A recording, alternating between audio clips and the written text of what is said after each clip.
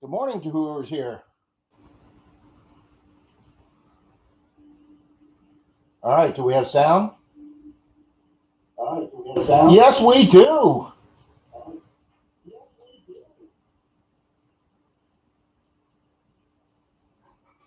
right, we'll turn that way down.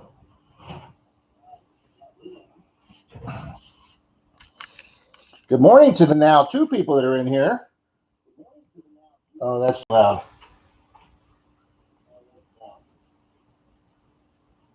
How's that?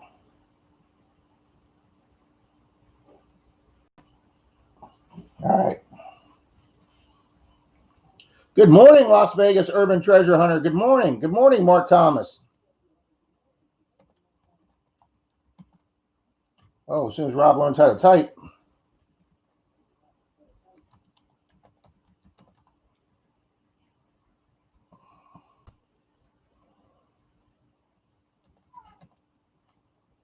Oh, I got to get that ceiling fan going.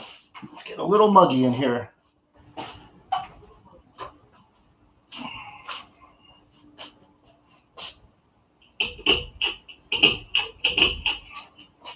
All right, there we go.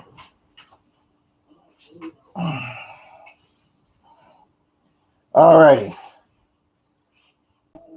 If that's too much light coming from that window, guys, let me know. Oh, nothing better than coffee in the morning.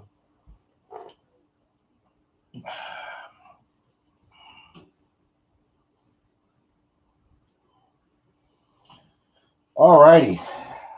Ooh, we're up to 4 people. Mr. Jim Steele's here. Good morning, Jim.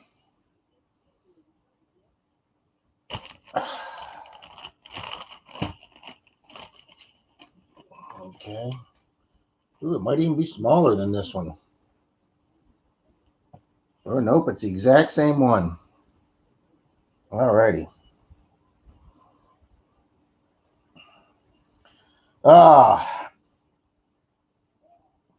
We have finally opened up the windows, guys, and turned off the AC. It's a little warm today, but we finally had the weather break. It was in the low 80s the other day. Oh, number 5's here. 34 degrees. Want to trade? No. I don't do well in the cold there, Jim. I can withstand the hot a lot better than I can stand the cold. That's what God made pools for. Good morning, Mr. Frankie PD Sandigger.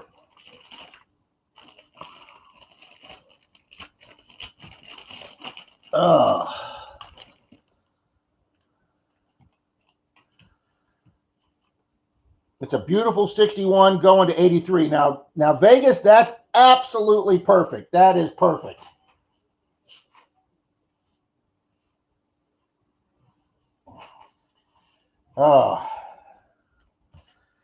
Traveling Detector, good morning. Outdoor More, good welcome to the chat room, Outdoor More. We appreciate you coming. We just got going 4 minutes ago. We'll hopefully get this thing up to 20, 22 people. So welcome to the channel, Outdoor More. PD says it's 54 here in South Carolina. Well, that's wow, Jim. Last time I was in Vegas was 74. I bet that's changed a lot since 74. We were there about 10, 15 years ago. My cousin that I was very close to, that was like a brother to me, he passed away, and I flew up north for his funeral. And on the way back, Southwest asked 5 people to bump, and I was one of the 5, and they gave me 2 free tickets for anywhere in the country. And Denise and I had always wanted to go to Vegas, so Southwest flew us to Vegas for free. Denise got us a room for 2 nights at the Stratosphere. She's yelling to me from the garage. I couldn't think of the name of it. The real tall hotel that's got the amusement rides on top. It was like $45 a night, guys, and it was as nice as the $400 room we had in Times Square in New York City. Yeah, for $41. It was unreal. Miss Brenda's here. I just saw her last night in an MA Lyman 24's live stream, and here she is this morning. So wow, we're getting some of the usual names in, and that's great, guys, because it looks like everybody remembered to set their clocks back.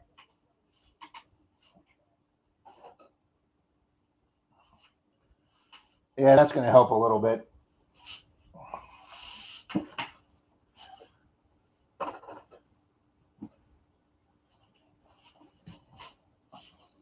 All right, that'll take off a little bit of the glare there, guys.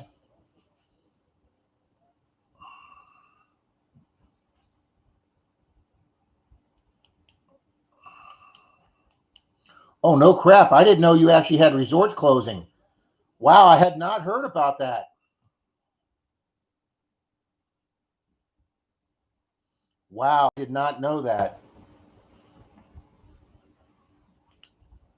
I mean, I knew traveling and tourism were probably down there, but I didn't know they were actually closing resorts. Wow. Got physically thrown out of a casino for only being 20 and a half. I wonder how the hell they would know that. Of course, I guess it's their job to know everything.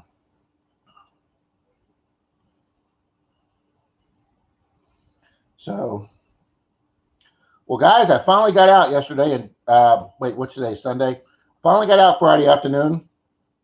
I haven't been dirt fishing in quite a while, guys. I got a lot going on here between between all the work we're doing in the extra and the new master bath we're creating over there in the new closet.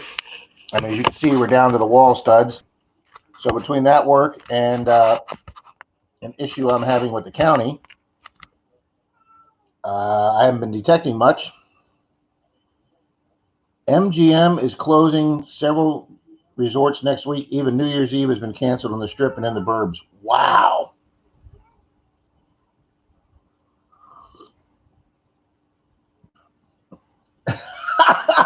Jim says he forgot to change his clocks.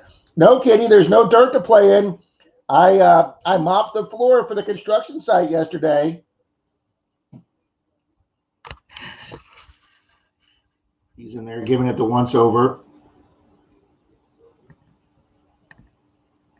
Yeah, we got all the plumbing done Thursday. My buddy Steve came over and, well, I don't want to say we did it. He did it and I assisted, but we did all the rough plumbing in the walls. We had to drill through the concrete with a 1 foot concrete bit. That was a lot of fun. That was my job. But over 50 or 60 solders later, guys, we got all the rough plumbing in, the new knob for the new shower and the new shower head, the rainwater shower head. So I'm going out later if the rain stops. Good morning, Tim, traveling detector. I hope I'm not missing anybody. But yeah, guys, if you guys all forgot to change your clocks, it's 9:09 or 9:08 right now. So Denise made sure she changed everything before she went to bed last night. Yes, the job supervisor is on the work on a Sunday at all times. He actually fell off his cabinet yesterday, guys. He fell asleep up there on that really tall bookcase we have, and we're going to have to put a little hospital bed rail up for him because we've been always worried about him falling 7 feet from the top of that cabinet. Well, I was sitting here on the computer last night and I saw the motion out of the corner of my eye and heard the thud. But luckily, he just fell the 1 foot. We've got the other bookcase moved over there in front of it because of the construction. And he hit that one on his side or back. But when he fell off that one and hit this table right here, he did the cat thing and twisted himself around and he landed on his feet here. But I could tell he was pretty shook up. So we're going to put a Parker up. Metal detecting is here. He's saying hi to us while he's out on a hunt right now. And Charlie, digging it back, just called me, guys. He's going out for a hunt.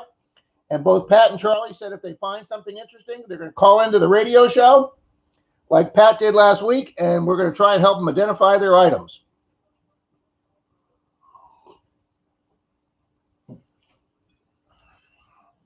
We actually had a little bit of rain that came through Thursday when it cooled the thing down. Like I say, it's the first time in this fall that we've actually turned off the central AC and opened up the windows. It was like 73 when we opened up. When we woke up yesterday. That was great. There he goes.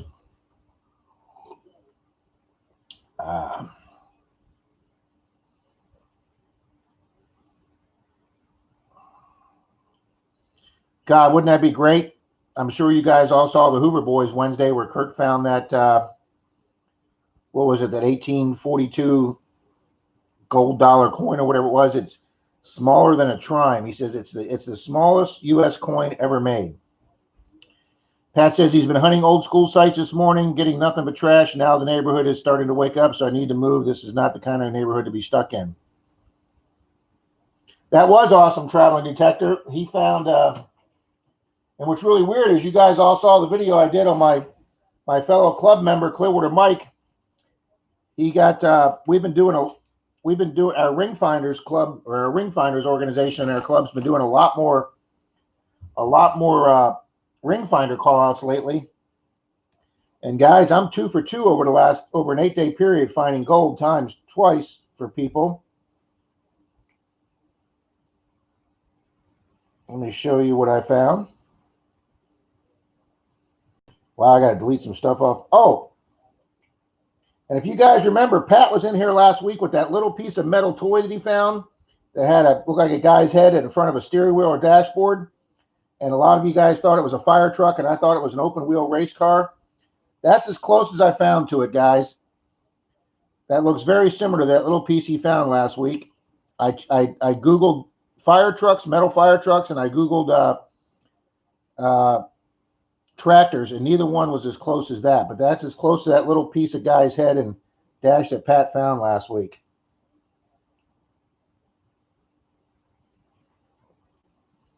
But yeah, Clearwater Mike with our ring finders got called down to Anna Maria Island, which is a real ritzy area here. And they didn't find the person's ring. But while he was looking for the person's ring, guys, that's what he pulled out of the water. For those of you that didn't see the video. Mississippi Mary Detecting, good morning. Good morning. Welcome. Good morning, Reed. So Mike got himself a gold coin in the water with his scoop. So Mike joins the Gold Medal Club. So he doesn't know it, but I'm the guy in charge of all the awards certificates for our Christmas banquet that comes up next month.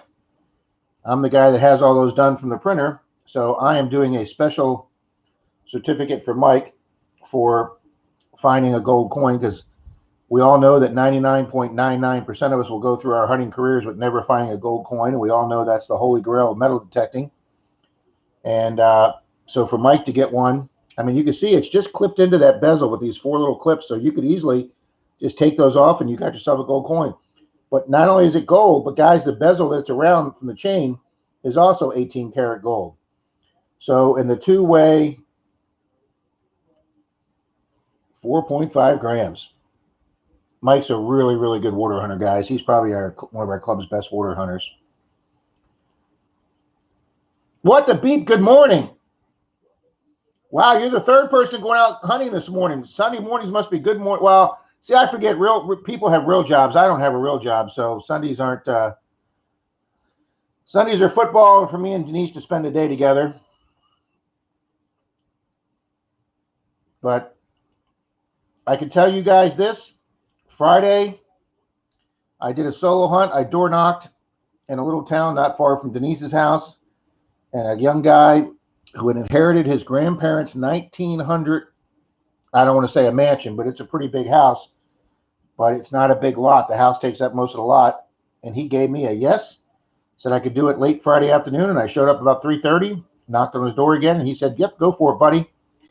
And he came out about 45 minutes later when I was hunting and said, hey, did you find anything? Stand there talking to me, drinking his beer. And I said, sir, I am having the best solo hunt I've had in maybe 2 years. And he said, really, you found stuff? So guys, I'm not going to disclose it all because I'm editing the video right now. But you all remember this. Oh, good morning, Ravenhawk. Ravenhawk Coins is here. Thank you. Welcome. Appreciate you stopping by.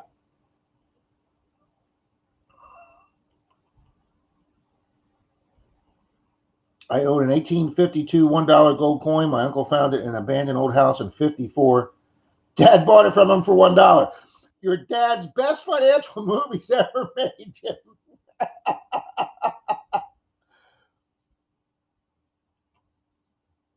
So you all know. Brenda, thank you very much for that. I'm sure Frankie appreciates you putting his channel up there. Guys, if we're not all subscribed to each other, thank you for reminding me, Brenda. Go check out PD's channel. Well, actually, go check out everybody's channel. With me doing the coin roll hunting and coin collecting and silver stacking, I belong to channels like Ravenhawk Coins, Silver Stacker, and a whole bunch of other coin channels. Yeah, let's get PD to 300. All right, Pat, check in with us. Official Gold Digger, good morning. Good morning. Welcome to the chat. Thanks for being. Wow, we're up to 15 people already, guys. Sunday for live streams and honeydews. Well, yeah, Jim, she's got me doing some honeydews, but I got a lot of honeydews yesterday. Not only did I clean this entire, well, guys, technically it's our third bedroom, but we use it as my office. It's where I do my eBay business and where I edit all my YouTube videos. But we're expanding the bathroom to make it handicap accessible for Denise's dad, and we're building a closet on it. And so the whole bedroom is a construction site now. But I spent the day yesterday cleaning all the tools and the power equipment and the compressor and the lights and vacuuming and then mopping the floor to get all the dust up from me drilling through the walls. And so I got a lot of honeydews done yesterday, guys, so I could relax and watch football today. But anyway, you guys know that on Troy's great aunt's property a few months ago, I found this huge skeleton key that I chopped right here, and then I used JB Weld, which you mix the white and the black together. It makes that nice gray, so you could barely even see that I had to weld the teeth back on.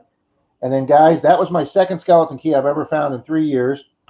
Here is my first one. I've got my tag on it that says I found this on my 1918 permission on June 11th, 2018.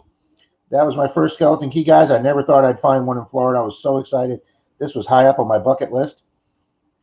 And then I got the one from Troy's aunt's house. And on my Friday dig, that was my best solo hunt in 2 years. Look at that, guys. Exact same kind. And when the homeowner came out and said, "Have you found anything good?" I said, "Yes, sir. Look at this baby." I said, "I'm sure your house, being 1900, used to have skeleton key interior doors." He goes, "We've left them on all the upstairs bedrooms doors and the bathroom door. We left all the original skeleton key doors with the clear knobs." And I said, "Here, take this inside and see if it fits your doors." And guys, he came out with a big smile on his face and he says, "This unlocks all my upstairs bedroom doors." How freaking cool is that? Well, thank you, Ravenhawk. I appreciate that.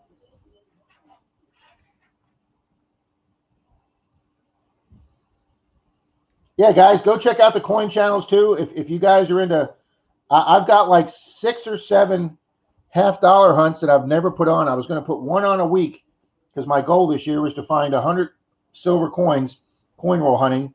And guys, I was off to a phenomenal start. When COVID hit in March, I was already at 35 silver coins from coin roll hunting, and I've only published 1 or 2 of those. And I've had a box that I had over a dozen silvers in, and in a 4-box hunt that I did over 17. So I got some really good silver hunting videos that I've just never put out because the COVID hit and I stopped.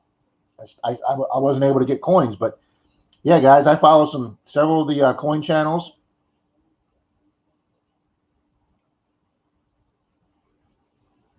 There you go. Mama Brenda's doing a shout out for Traveling Detector. Thank you, Traveling Detector. Hit the like button. Wow, we're up to 17 people. Welcome, everybody. Emancipation, good morning. Welcome to the channel and welcome to the chat. Thank you for stopping by our stream. BC Treasure Tales, who's admonishing everybody and saying 15 in the chat and only 5 likes. Peeps, smash the like button. Well, we're already up to 10, so thank you, guys. Ravenhawk, thank you very much for Traveling Detector.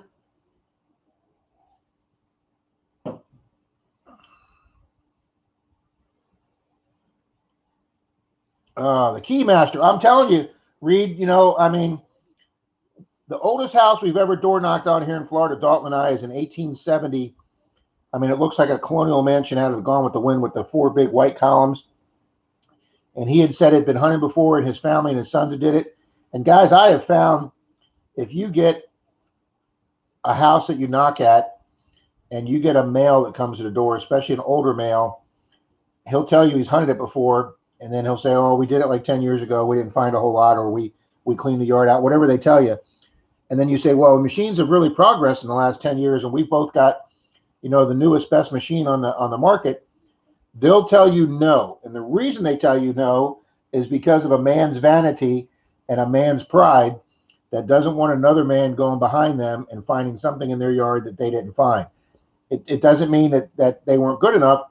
The machines have progressed, but we have never gotten a permission from a yard where the male homeowner has said, oh, we did it 10 years ago. You guys don't need to do it. I could count the times that we've asked and that's happened, and we've never gotten a permission. But yeah, guys, when I got this first skeleton key off my 1918, was one of my first permissions as a new treasure hunter. I thought this is going to be one of my relic finds of a lifetime. Florida's not old enough to have too many skeleton keys. And then it took 2 years, literally 2 years, to find this. And then 4 months later, I get the third one. And it fits the guy's upstairs doors. And I said, would you like to have it for your house? He's a guy in his 30s. And he said, no, that really doesn't interest me. I appreciate you showing it to me. Go upstairs. It's kind of cool that it fits my grandparents' house, but I'm not really into this. And guys, I found some phenomenal, like I said, it was the best solo hunt I've done in 2 years. Of course, everybody's going to joke that's because Dalton wasn't with me, and that's probably right. So, PD, thank you very much.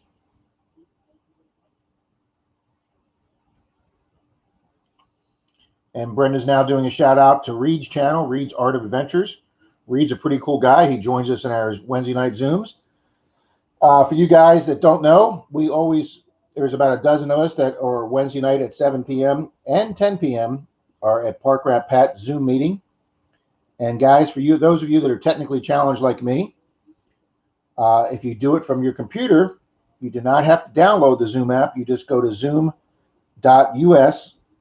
and when you click on it, the Zoom channel will come up and it says, do you want to join a meeting? And you just click yes.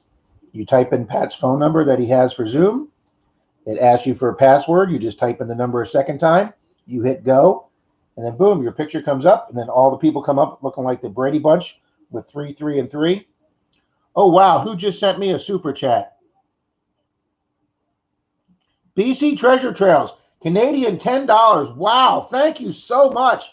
Wow, that's the biggest super chat I've ever got. You guys are just phenomenal. Thank you very much. Clark's Cove Detecting's in the room. As you can tell, I got a little bit of a lag here, guys. Welcome, Robert and Melissa.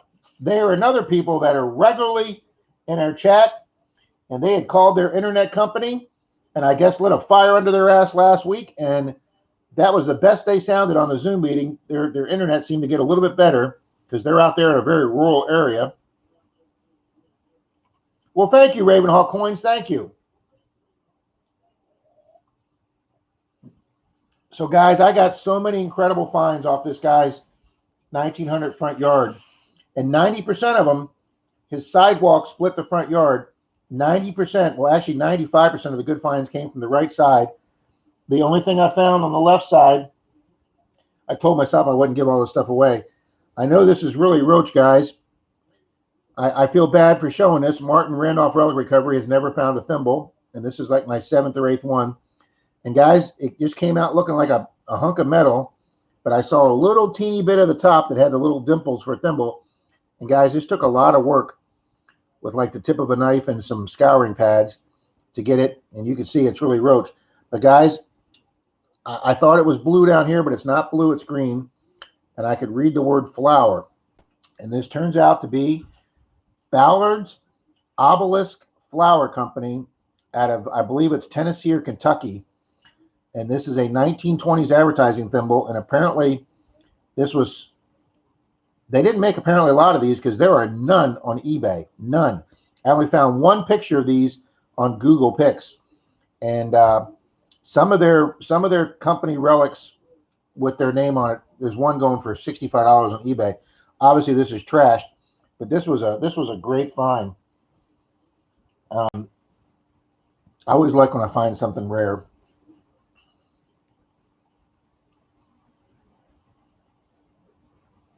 I'm just blown away, BC Treasure Trails. Thank you so much. And Brenda's doing a shout out to them.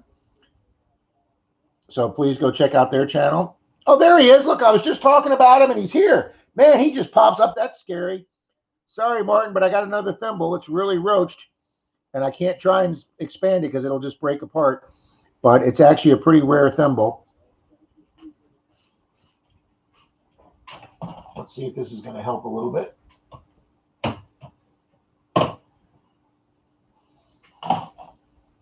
Yeah, it'll give me a little more light.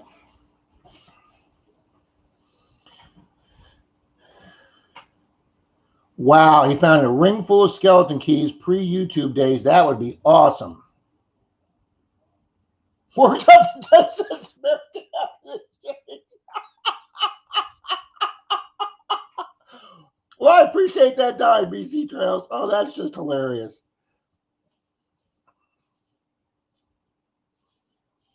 Thanks, guys. Thanks for subbing to the people that Brenda's showing on her shout outs there. That's really nice of you. Thanks, Clark Cove. Splitsy's on the super chat, buddy. Oh, you guys are hilarious. That's all right, Reed. We'll be back on Wednesday. Same bat channel, same bat time.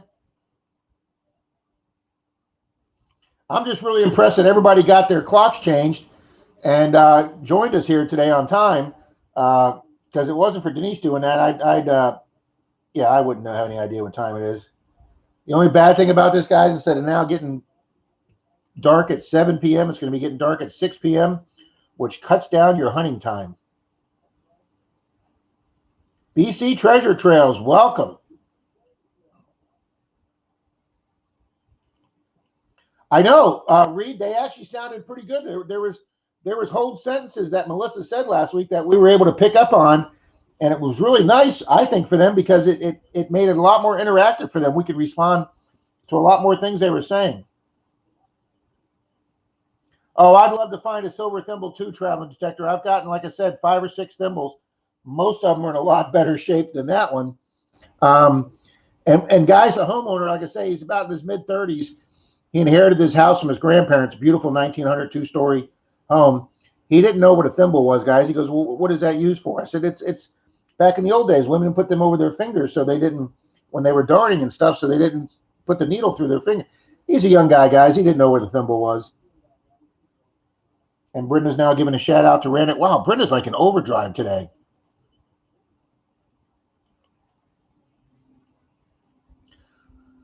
Wow, Robert, very interesting you say that. Robert, Clark's Code Detecting, folks. Anybody that doesn't know Clark's Code Detecting, they are Robert and Melissa, a detecting couple. And they live way out in the boonies, and they have trouble getting internet, which got improved last week. But they comment, I should be well over 400, but YouTube keeps taking them away. I'm actually negative for 30 days, Clark's Cove. I'm actually losing them. I don't know if YouTube's taking away or people just aren't staying on there because I haven't done a big giveaway in a couple months. My views are down, my hours are down, and I'm still putting a video on like every 3 days, but I've been stuck at 1570 literally for like 3 months, and I get up to like 80, then I go back down to 74. I get up to 76, I go down to 72. So Clark's Cove, I don't know what YouTube's doing. I really don't. No, Randolph, I was not being mean.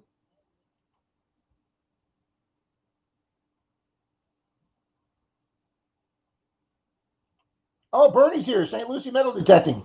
Trying to get caught up here, guys. Good morning, Bernie. Bernie's over on the other coast of Florida, guys, over on the Treasure Coast. I'm over here on the Gulf Coast in Tampa Bay.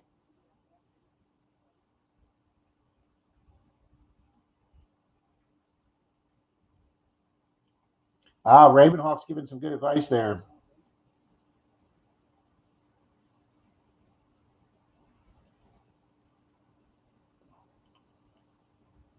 Guys, I go into a lot of chats.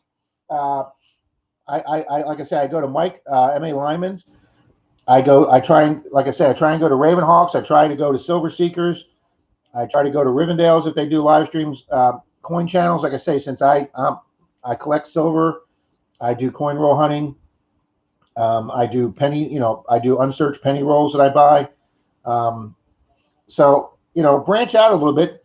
And guys, it's a really great way to get your name out of there. I usually come out of every chat when the person hosting the chat mentions my name is, hey, here's Rob with FL Thunder. He does metal detecting, he does coin roll hunting, an occasional epic fail magnet fishing. And guys, when I get done with the thing, I usually have 2 or 3 new subs, and they stop by, they say hi, they comment on a video. It was great. Well, Ravenhawk, like I say, I was just talking about that. Thanks for stopping by. Appreciate it, buddy. Hope you got a couple subs here. He's got to go make a vid. Yep, I'm still editing my one from yesterday. PC Treasure Tale says he wonders why he was awake early. Yep, time change yesterday. And Brenda's giving a shout out to Bernie at St. Lucie Metal Detecting.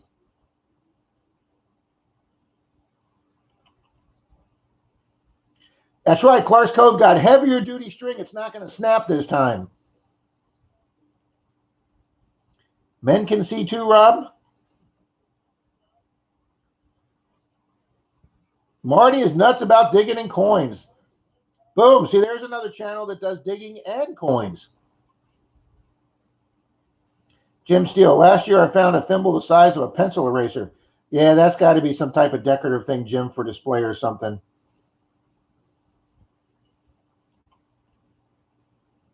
Southern Relics is here. Good morning, Southern Relics. What the Beep? I'm sorry, I missed What the Beep. I was just watching one of his videos yesterday. PD says that's the way he's been doing, going up and down. Yeah, I don't know what's going on right now. If somebody's exploding for new new subscriptions and viewers, let me know, because I've been talking to several people and we've seen stuck in a rut. Bernie, you got COVID?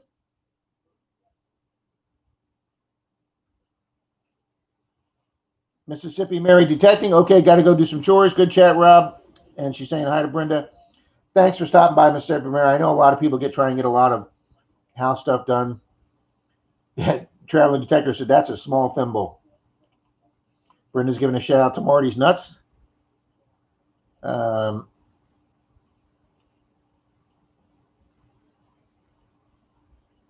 thank you, Official Gold Digger. Very nice of you. Mississippi Mary just got another subscription. Yeah, Randolph, that's weird. Randolph Rally Recovery Martin, YouTube did some pretty weird things. I haven't put out a video in 2 weeks and my numbers are going up. It just happens, I guess, if somebody mentions your name or something, or checks out one of your older videos.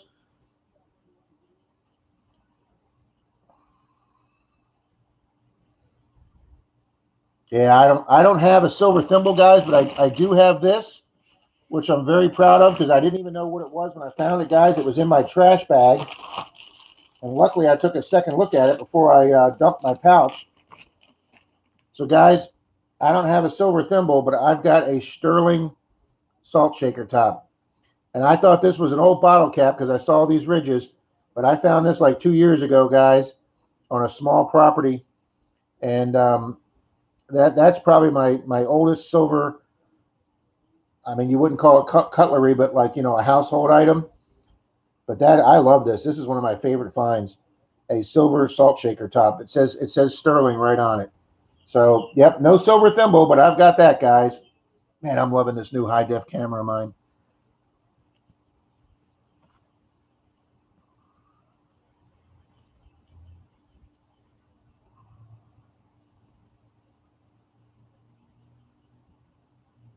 I want to make sure I don't miss anybody here, guys. It's going so fast.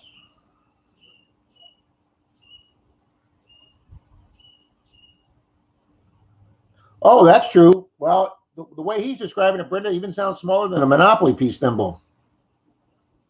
Bernie, sorry to hear that. I hope you guys get better soon. Get well fast.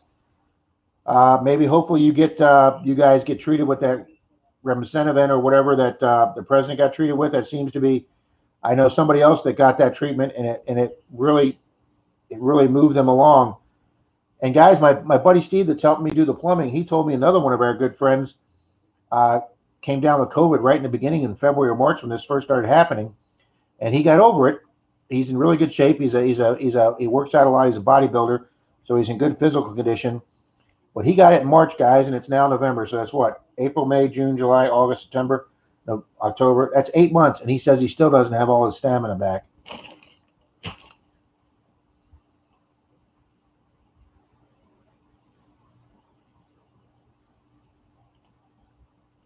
I know, traveling detector. I said that wrong. I was wondering if anybody was going to catch that.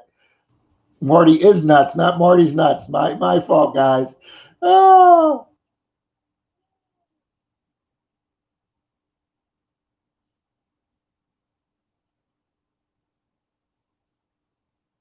See, Jim, I don't know what's going on with YouTube.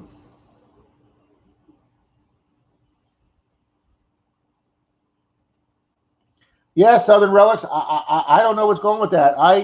It says for the last 28 days I've gone up one sub, and I usually go up about 20, 25 a month, and I've just been dead stuck for 2 months now. And so I don't know what's going on for Southern Relics. You say, we all think these are algorithms that they use, but you really wonder if they have somebody that comes in and purges this stuff.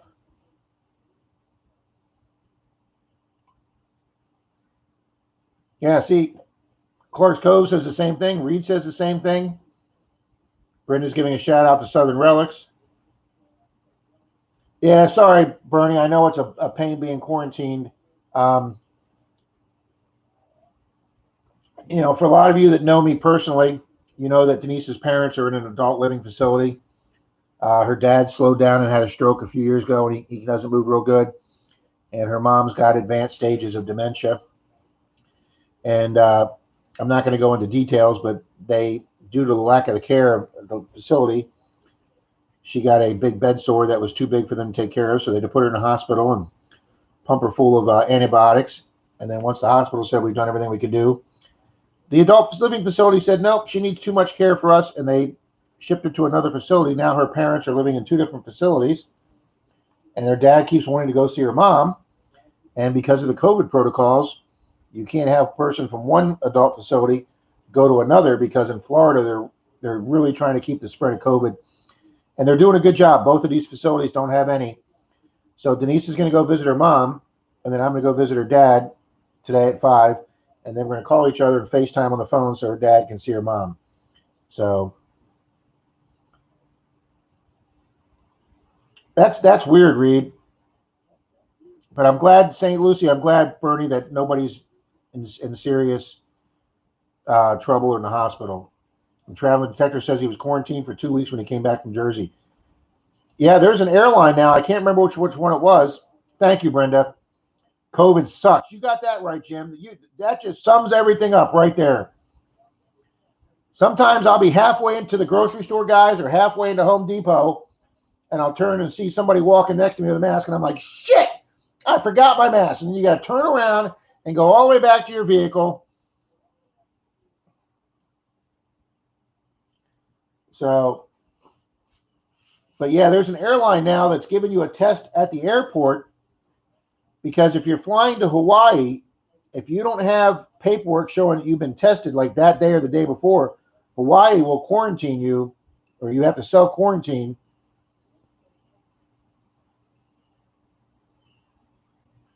YouTube, okay, here we go. Official Gold Digger. YouTube is warning creators that you may see their subscriber numbers decline this week as a result of a purge that will remove closed accounts from YouTube metrics.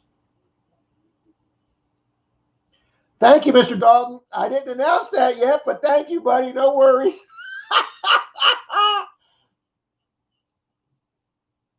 Yeah, Reed, I imagine traveling to Germany and back was a real...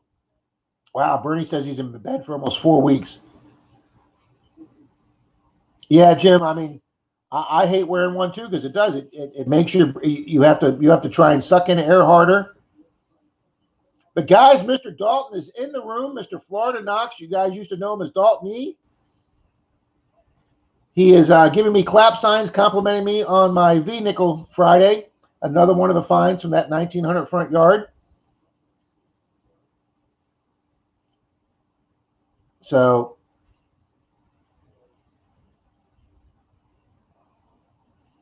but yeah, guys, I'm working on editing that video right now. Like I say, it's since I met Dalton about 2.5 years ago, guys, two and a half years ago. This is the best solo hunt I've ever had. So I took everybody's advice. I went hunting without Mr. Dalton, and I found some things. He's just a phenomenal hunter, guys. That's all. See, Jim, that's what I'm saying, Jim. I went out hunting without him, so he couldn't show me up. That's all right. Don't worry about it, Dalton. I showed him the skeleton key that the guy said fit his upstairs doors, and then there's the one I got off the 1918 property we did, Dalton, where I got the oil lamp. So as you can see, they're almost identical. So that gives me 3 skeleton keys, guys. This will be the first. I won a shadow box up at Florida Hunt 6 that I've never used yet.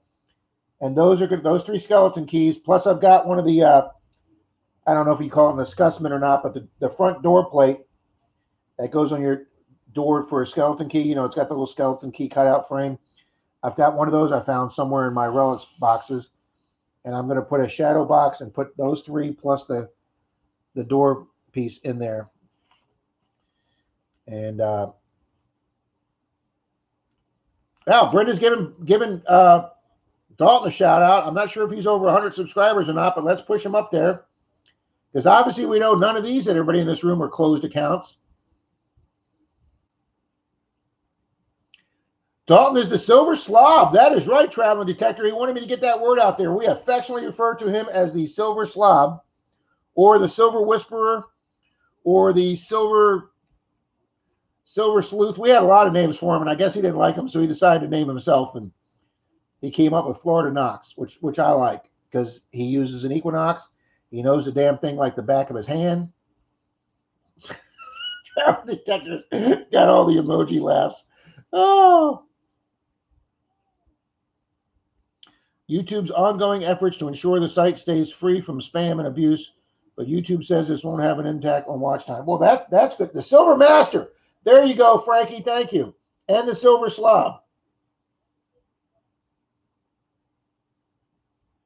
I still have to put out my recent big silver find, Rob. Well, you send me some pictures of that too, Dalton. I'll put it on my channel also and refer people to your channel.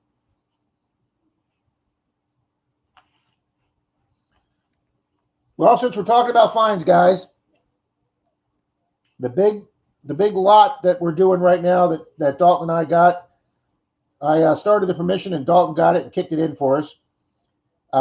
Pat's done a video on it. Troy's done a video on it. I'm not sure if Dalton did one yet. I'm still working on mine. The Silver Slav kills me every time I hear it. Ah, the Silver Surfer. That was another one too. But guys, I found this there. Okay. It's got. Hey, Rob, put it up on the camera. This has got threads, guys, like a bolt or a nut. And then this nail head type thing is attached to it. And then you've got a hexagonal nut here that looks like it came off. And the only thing I could think was this might have been for a like some type of wire wheel for an old drill.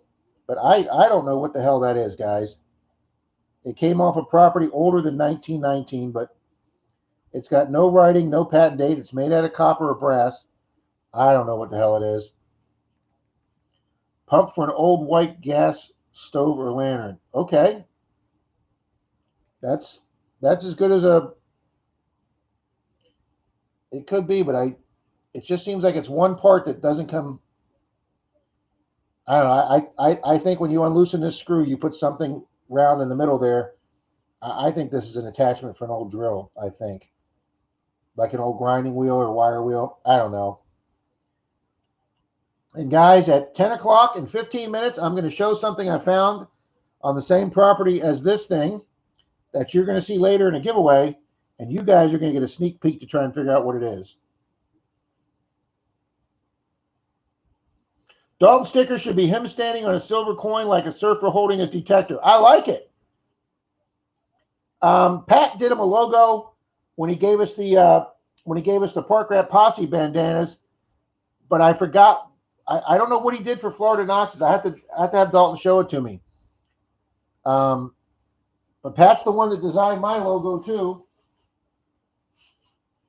Where the hell's my box at?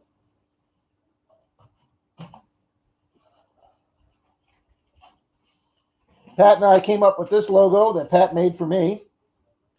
So once people start winning giveaways, I'm going to include this in the box of or the package of coins. So I thought it was funny that he did the pirate with a mohawk, since I had the mohawk when I shaved my head. So, but Pat's also doing the logo for Traveling Detectors. Says Pat just designed me a new sticker. Fantastic. He is also doing the stickers for Florida Hunt 7.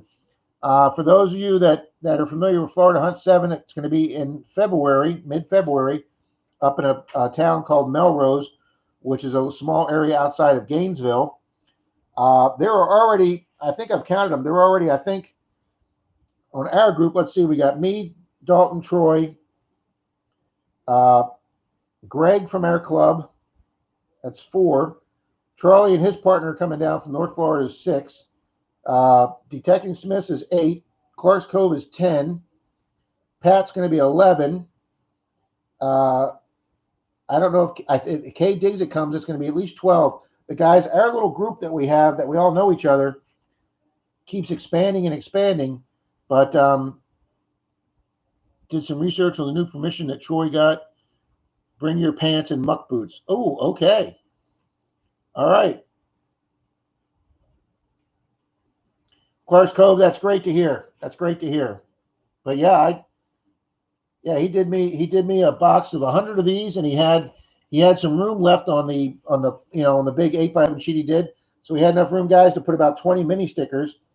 And if you noticed on my machine when I'm hunting, I've got one of these wrapped around the shaft of my machine, and I've also put the big one on my back truck window.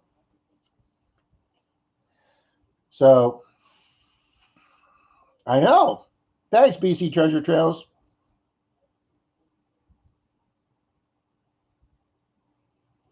But yeah, I can't remember what he did for Dalton's sticker. Clark's Cove says they like the purple outline. Yeah, my favorite color is red, but I do like that purple too. That it stands out good.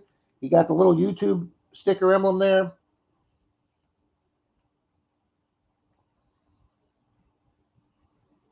And guys, I think I showed this last week when I was here. I spent 6 hours in the water on Clearwater Beach 2 Saturdays ago.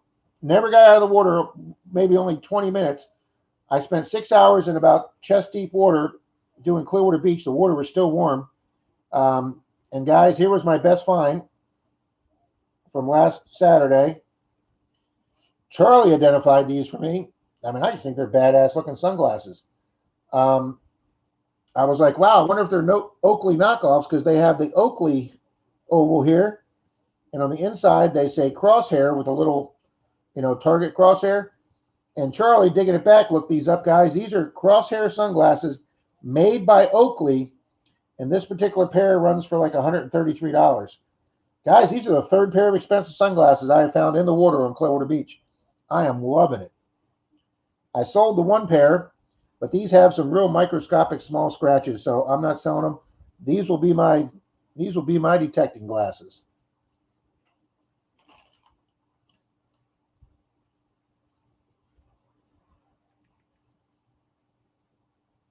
Yeah, Dalton. I got my bandana up too, because I don't usually wear bandanas either. Opportunity Knox, welcome. I'm sorry if I missed you, but welcome. Good morning. Thank you, Clark's Cove. I thought they looked pretty good on me too. The Mafia. Yeah, I found that.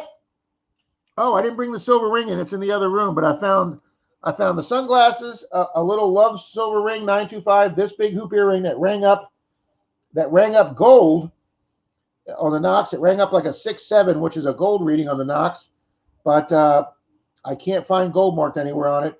I haven't tested it yet. And then, guys, for those of you familiar with the Knox, a 3132 reading is usually a silver $half.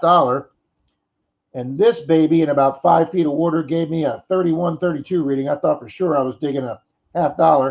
And it is a pirate cruise token for Clearwater Beach. They have the pirate ship that goes out for the day cruise. And that's what that token is. Now, what it was doing out in 4.5 feet of water, I don't know.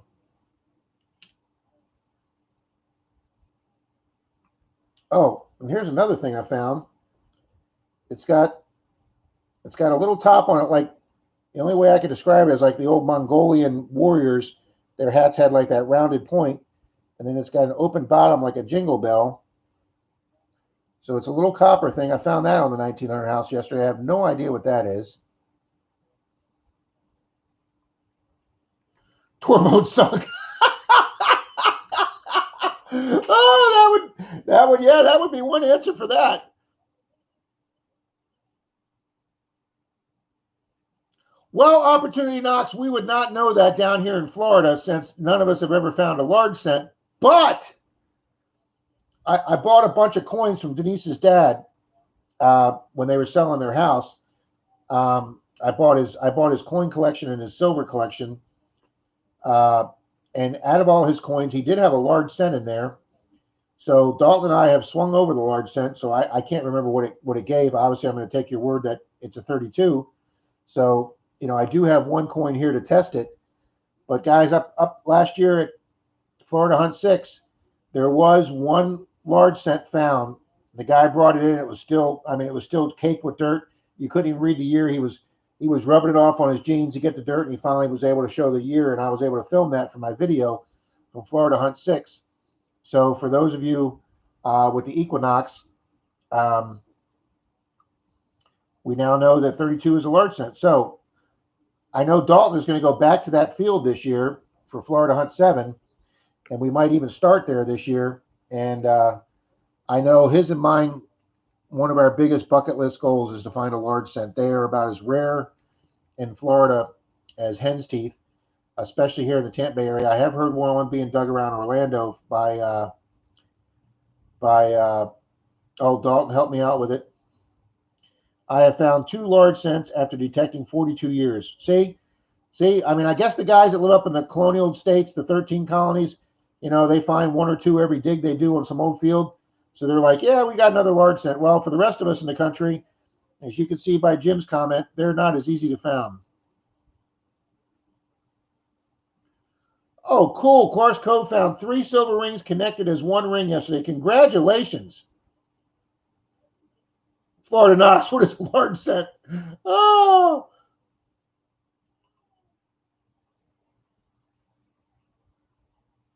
Wow, 2 large cents after 42 years.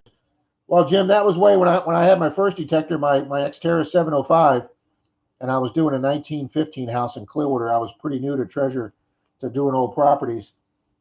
And I got a quarter signal on my 705, which was a 42 signal.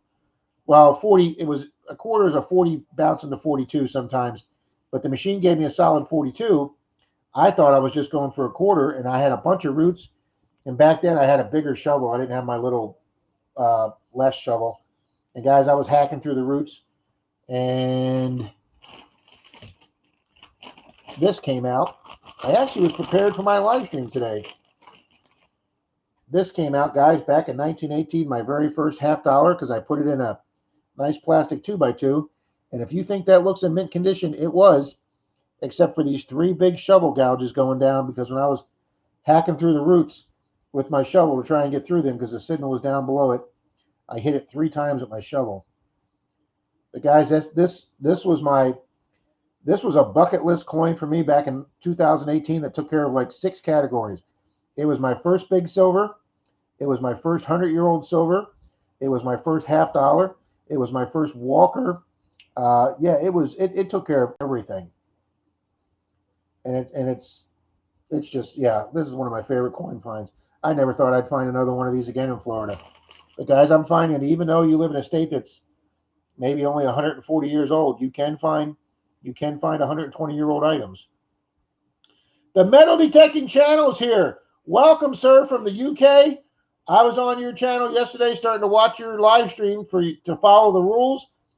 Guys, the metal detecting channel, the real metal detecting channel, okay, not the vermin, but this is the real one, over in the UK. He is giving away a Simplex metal detector right now, guys.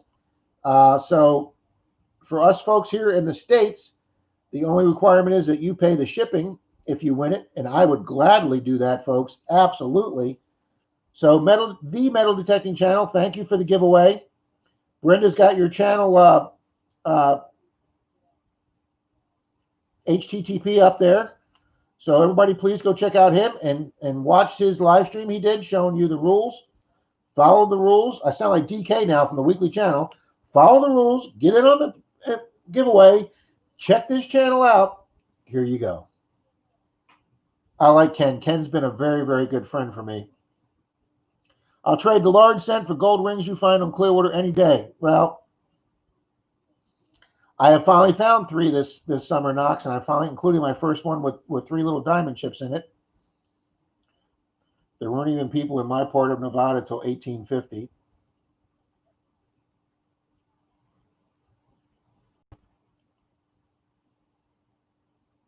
So we don't get large cents either. Yeah, I mean, some people, I watch their channels, guys, and some of these big channels that I love, I'm not gonna slam anybody here because I don't believe in, and well, there's only one channel that I slam, but I don't believe in and knocking other channels here on YouTube. It's not really what it's for, I don't think. There's a website on Facebook uh, that calls out channels that they know are cheating or giving. You know, there was one guy's channel that said he found a. Uh-oh, what did I do with it? I brought it out here. Hold on. Oh, I thought I brought my Morgan silver dollar out that I won at my club meeting. Apparently, it's in the other room. There was a guy that said he found an 8 real, like Green Mountain Metal Detecting did, and he posted the 8 real and was getting all kind of kudos and great finds. And this person went and did some research and found that 2 months earlier on eBay, the exact same 8 real. And she put up a picture and she put little red arrows showing where each little flaw with the coin was. And then she put up a dual picture and showed his coin. And she called him out as a fraud. And his channel was off YouTube the very next day. And I think that's great because there's nothing that can hurt us more as a metal detecting community than somebody falsifying their finds. So, okay, Y Gold's giving me the 705 Xterra since I can't remember mine. Let me go back up here a minute.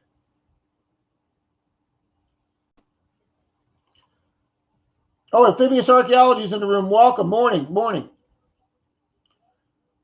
Okay, Reed says there wasn't even people in my part of Nevada in 1850 or so we don't get large cents either. Yeah. 42 is a quarter, 38 is a dime, 36 is a wheat, and 3032 is a zinkin, and 13 is a nickel. Yep. Yep. 12, 13 is what they came on down here, Y Gold. And, but yep, 40, 42 is a quarter, 38 is the dime signal, and 36 was a wheat or a copper penny. And then the zincs were 30. Yep, zincs were, yep, you're exactly right, Y Gold.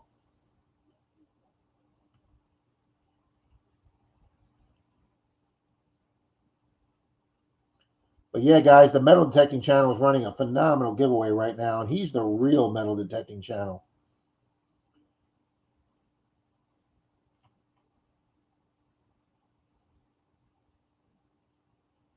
The real, that's right. You got that right.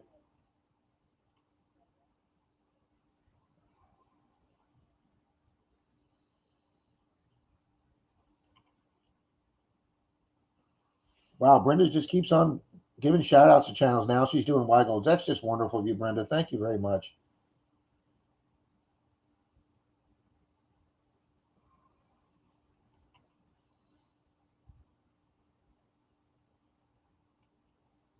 Yes, it seems that everywhere has something unique. That is true, Knox. Thank you. I just Dalton, for getting me back on thing here. I lost my train of thought, which isn't really hard with me. Oh, look, a chicken. Um, you find guys that at the end of the day, in their wrap up, they show you half a dozen canning jar lids with the porcelain. Like, I didn't even show these guys. We find so many of these. Well, down here in Florida, that's a really good find. Finding a canning jar lid with the white porcelain. That's a phenomenal find. Horseshoes, guys. I have found one horseshoe. A real horseshoe here in Florida. I know guys find them all the time up north or out where they used horses. I actually found mine across the street from our oldest hotel in our town. Uh, I was hunting with Miss Alex. We have a 1922 hotel, so I'm sure there were still people coming up to it on horses, and I found a horseshoe. Same with the large sets. You know, North Florida had, obviously, since you're coming from up north in the East Coast and the 13 colonies, North Florida had more people in it earlier than South Florida did. Uh, Florida was pretty swampy and a wilderness. So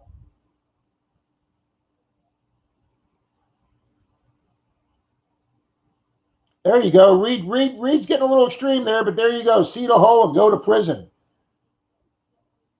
Wow. Jim Steele says in 42 years of detecting, I have found two silver dollars in 1896 O and in 1922. They're rare there. Uh, Jim, I didn't think I'd ever found one. See one dug, and I was with my club president on the property across the street from Denise's house that I've shown in my video, and he screamed for me. I was in the front of the house and he was in the back, and he still left it in there. And he said, "Rob, does that look like big silver?" And I said, "Yes, it does." And I watched him pull it out of the dirt, and it'd been hit by a lawnmower back in the day. But he found a 1922 piece dollar. It was a little mangled, and then Troy found one about 3 months before that on a home in St. Pete. So, guys, here Troy was brand new to treasure hunting and property detecting. He was mainly a parks and a beach guy, and then Dalton and I took him out, and he fell in love with it. And Troy now has a silver dollar, and I think he's up to 4 or 5 half dollars already in less than maybe just about a year of treasure hunting. So he's already gotten equal to my 2.5 years of half dollars. I'd love to find a silver dollar. Of course, I think we all would.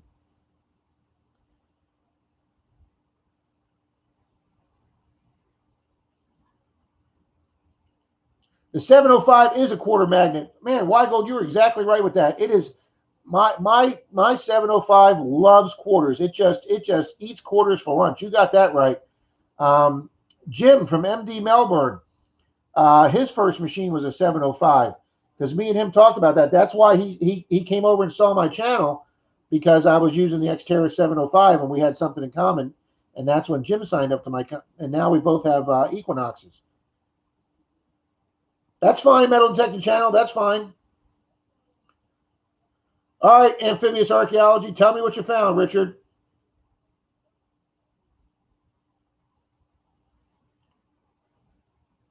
Oh, don't even go there. The Metal Detecting Channel, some Roman permissions. Oh, we would just.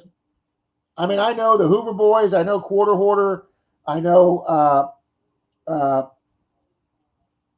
James and Rebecca. What's their channel's name? Messy Hole. I know they've all gone over to do England and Scotland trips. That would be a once in a lifetime bucket list, guys. I've been to England before. I went when I was in college and hiked across Europe for 4 months. And I told myself to do it then because I may never do it again. And here it is, 35 years later. I've never been back to Europe or England.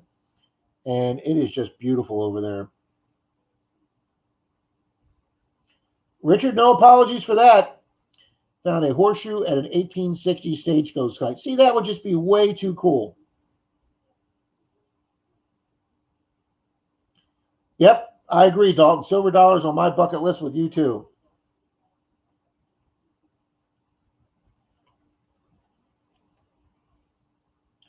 At the moment, a barber is my white whale. Well, I believe he means a barber quarter.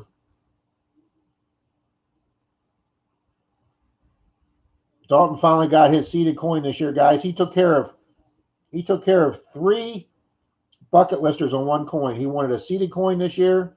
He wanted 1800 silver, and obviously we all would like to find a half dime. And Dalton found an 18, I think it was 1852 or 1862 seeded half dime on a permission that I got with him, uh, a church permission that the church told us had been hunted for 10 years by people that didn't ask permission, and we were told it was hunted out. and we have taken 4 or 5 Indians off of it, Dalton's half dime, and probably at least half a dozen to a dozen Wheaties and a bunch of relics. Well, you got 2 barber dimes in one day when you were hunting with me a couple months ago, Dalton.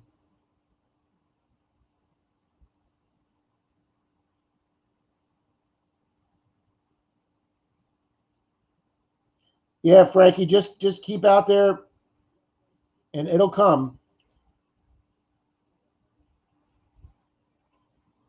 Brenda says, I would rather find a silver thimble, but I wouldn't put a silver dollar back in the hole. Well, you can, Brenda, and then just let me know where it's at.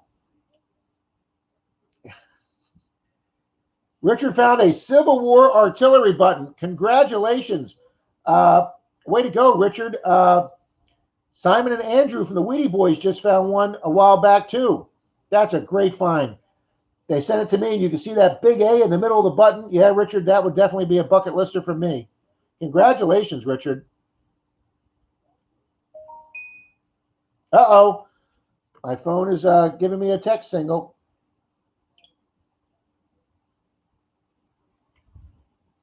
It is a text from Park Rat Pat.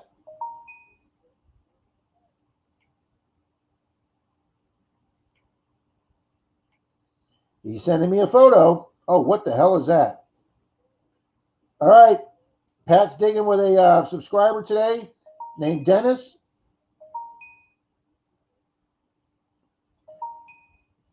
Pat, slow down. I can't keep up. All right. Pat's digging partner just found that today, guys. I don't know what that is either, but boy, it looks old. Wow. Gold says he went to the beach the other night, no rings, but did get a tiny silver kitty cat earring. Hey, boom! Any hunt with silver is a good hunt. Dalton says I can't find a barber to save my life.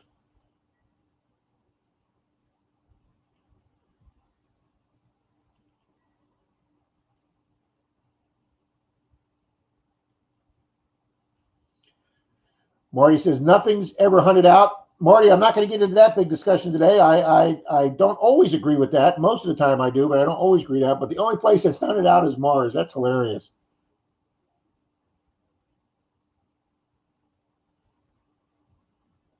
Yeah, that's great. If you're comparing finds, Richard, that's phenomenal.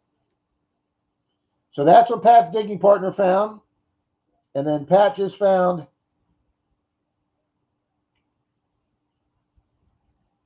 look at this gigantic serving spoon that Pat just found.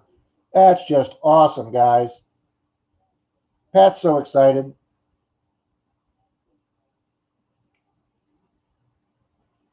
And the top of the spoon's got some fancy on it. Love finding cutlery with fancy on it, guys. Dalton's got one silver spoon handle that we got off the front lawn. You guys are going to love this story.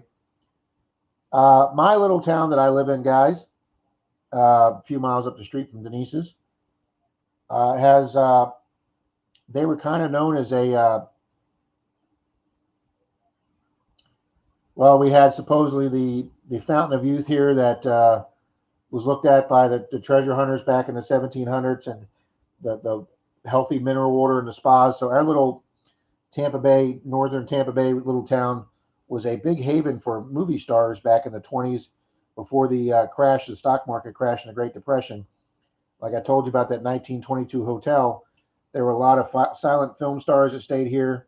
I got to hunt the little bungalow that oh my gosh, I can't believe I can't remember his name. Alfred Hitchcock. I got to hunt Alfred Hitchcock's Florida house here. He was a director of our little theater here. And the golfer, um, oh my God, Dalton, help me out with this. I'm forgetting all these guys' names. Anyway, there was a real big golfer here from the 30s that had a mansion here in our little town. And I did some research on it. And he used to have a really huge front yard. and then the city built the road and cut it, and then the part of his front yard that was on the other side of the road, he donated to the city as a city park. And Pat, yes, I did. I've already showed them, sir. And guys, Dalton and I hunt that little park, and he got a silver spoon, and he also got a silver ring and an old Mexican coin.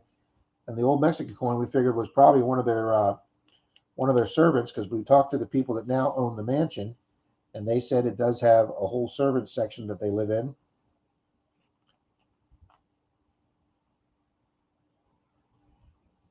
There you go. Reed says since he got the small coil, he's gone back and cleaned up areas that he thought would have been hunted out. Have you ever found a coin you really didn't know existed? Nope, can't say that, Richard.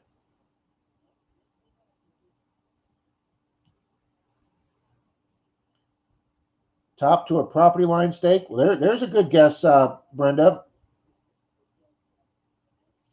I don't know if that's a. It does almost look like it has a cross on it. You're right.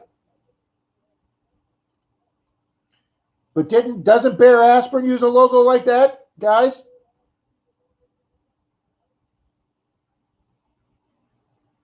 That could be that. It could be the old top to a Bear Aspirin bottle. That's my guess. But guys, I know Dalton's got the little coil. Troy got the little coil for his Knox. I know Simon from the Weedy Boys has the little coil. And it was good because when we did the big hunt over in Pat's Honey Hole over in Sebastian, we were there maybe 15, 20 minutes, and the ear broke off of Simon's stock coil for his Knox. And if he didn't have his little 6-inch sniper coil in his truck with him, his van with him, he would have been SOL that day and not been able to hunt. But he was able to put that little coil on, guys, and Simon found some good stuff out of that property that day. Well, Pat, you can see what everybody's guessing for that round thing.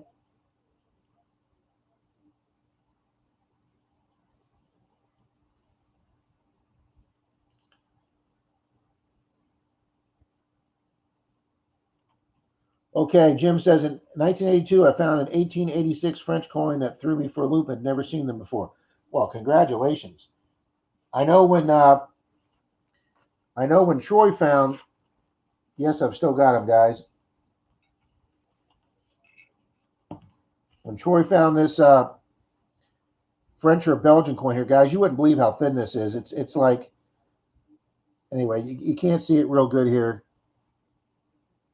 I don't have the light right, but this is an old, I think it's a Belgian coin, and I think it's 1850s. My loop is in the other room. But yeah, Troy had to send me a picture of that. He didn't know what that was. But hey, anytime you find something that you don't know what it is when it comes out of the ground, that's just exciting.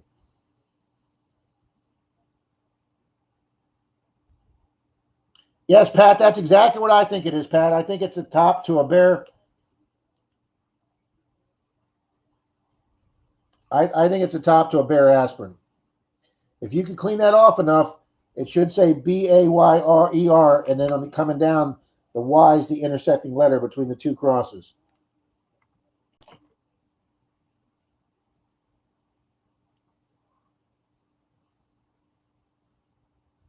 You never know. When I found my Barber $50, I did not know they existed. Yeah, that's the cool thing about this.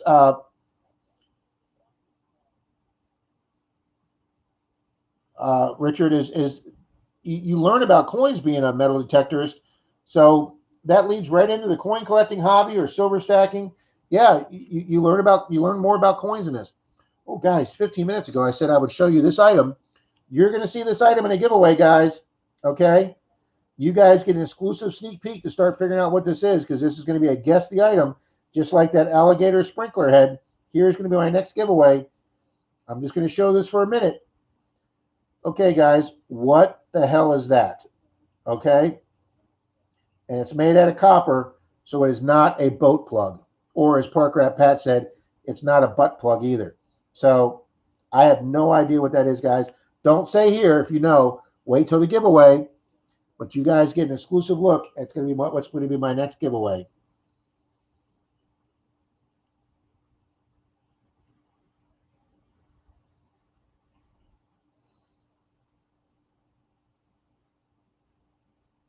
All finds are exciting, just some are a lot more exciting. I completely agree with that, Jim. Oh, good morning, Corey. Sorry if I missed you coming in. Good morning. But that's a piece.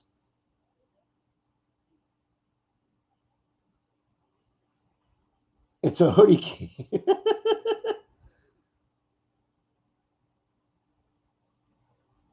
Now, I will give you guys another hint. It does have a patent date on it. Just having a good chat this morning, Mr. Corey. Thanks for stopping by.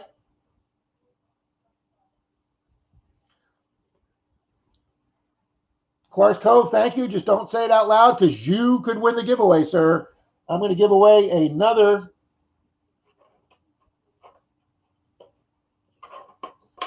This one goes to PGH Aquaman, but I will be giving away another silver $50.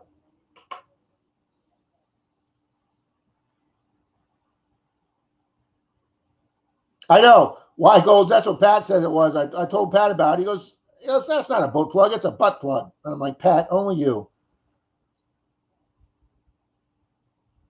So we all know Pat's. Yep, you could. So,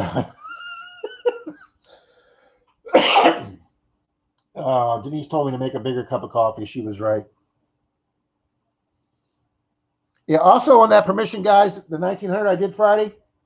I'm pretty sure that's either a garter clip or a men's sock clip from the old days when the men wore the socks up to their calves and had them clipped on. But it's actually one though without any. That's what I'm thinking is it's a little big for a garter clip, but it's got to be some kind of clip to hold either lingerie or socks up. That's what I'm figuring. And like I say, guys, there's so many good things that came out of that house. As Dalton says, uh, I found a V nickel Friday. That's only my sixth V nickel I've ever found. Uh-oh.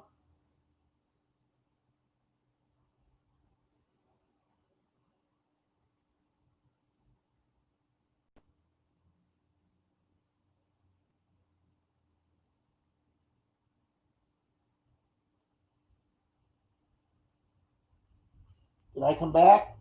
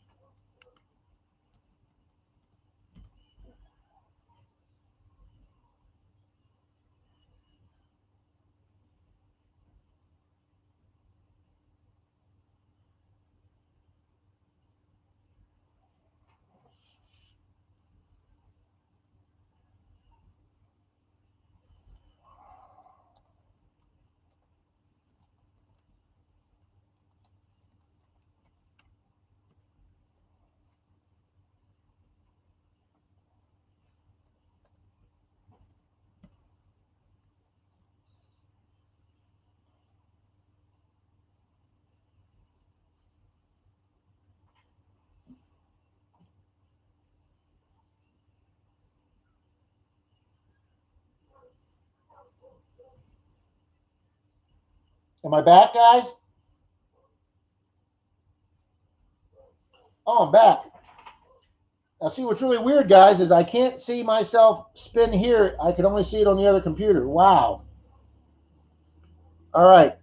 That's what I did on mine, Brenda. Thank you. I hit the refresh button on mine and I came back. Good, good, good, good, good, good. Thanks, guys. Wow, that got me scared. We did 3.5 hours last Sunday, and I think that only happened once for a few seconds. So,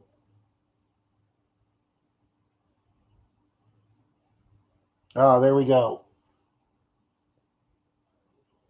Okay. Oh, whew, whew. Nervous on that one. Well, guys, I'm excited. The Bucks play on Monday Night Football against the Giants, and if we can't beat a 1-6 team, we should just go home. But man, guys, this has been a good conversation this morning on finds and coins and items we didn't know what they were when we found. Uh, and if there's anybody in here that does coin roll hunting and something, I did do a box of halves where I found this Statue of Liberty $50. I actually found 4 of these in there. And guys, I thought these were like from a private mint or something. They have the Statue of Liberty with the sun rays, and then they have a family standing on Ellis Island on the back. And I found 4 of these in one box of halves. And they turn out that they are a commemorative $50 made by the U.S. Mint. This is legal tender for the, I believe, the 100th anniversary of the Statue of Liberty in Ellis Island. It was made in 1986. These were absolutely beautiful. I was so excited to find these.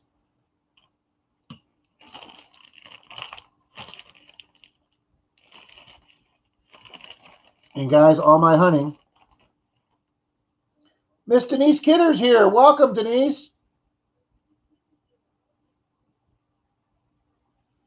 I'm hoping to meet Denise on Clearwater Beach or one of the beaches down in Pinellas County soon.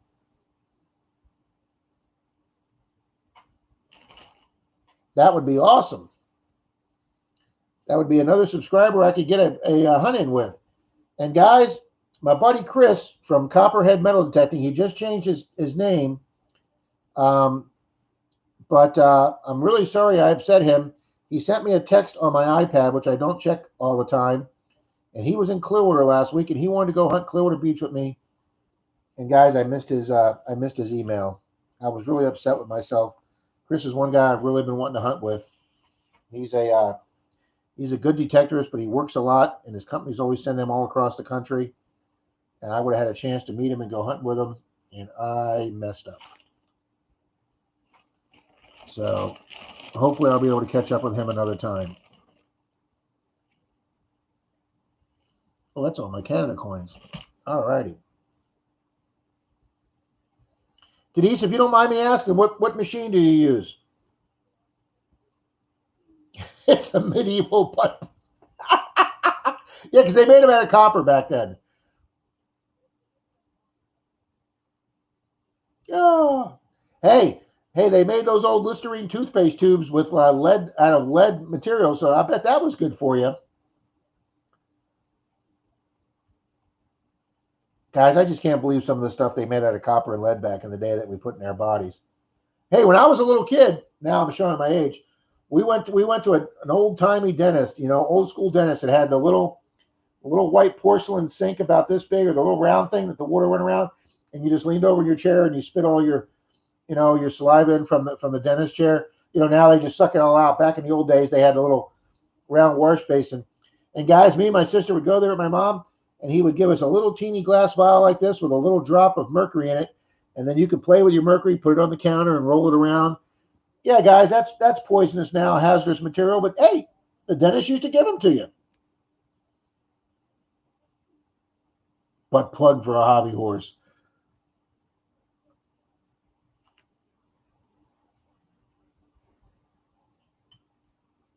That's for Denise, who just came in.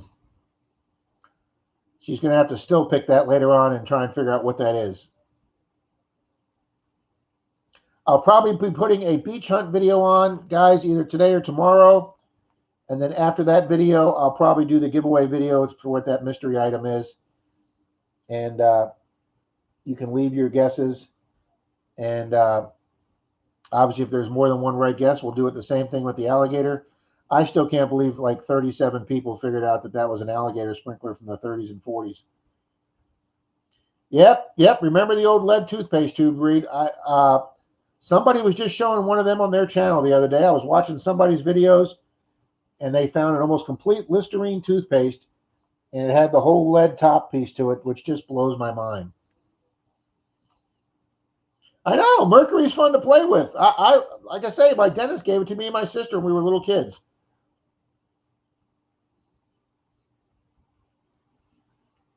So, yeah, that was a fun thing to play with. I bet you could even buy that now.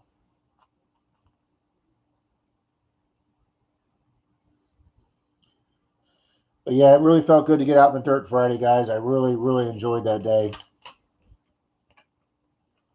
So,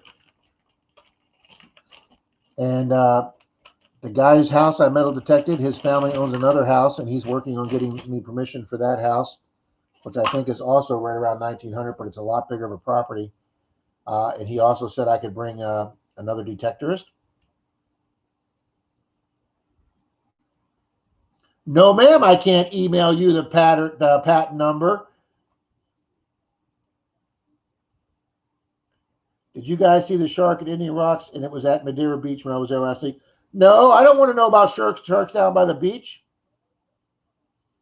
Yeah, you guys can have a look at this, but I am not. It doesn't have the patent number on it, just the patent date. But it does have the company name, and I'm not giving that out either. So, because I am clueless. I sent a picture of this to Troy, Dalton, and Pat, and everybody's clueless on what this is. So, but no, I did not even hear about the shark on the beach. So, Miss Brenda, you're gonna have to do your research without a patent number, ma'am. And I will give you guys in this room another clue. It's over 100 years old.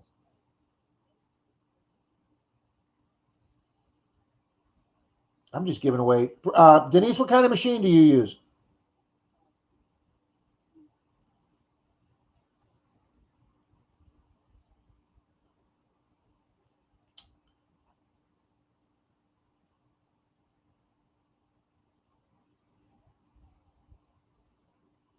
Yeah, PD, that would be a good idea, but I'm not. I'm not going to give that out.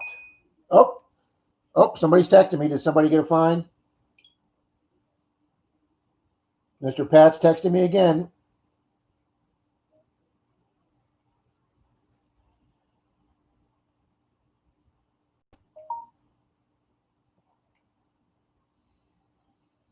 Oh, look at this nice two-compartment compact he found. A square one. I've only found one of these guys. Oh, wrong way. There's where the mirror went, and then you have a compartment underneath. Very nice, Pat. They must be on some nice grounds.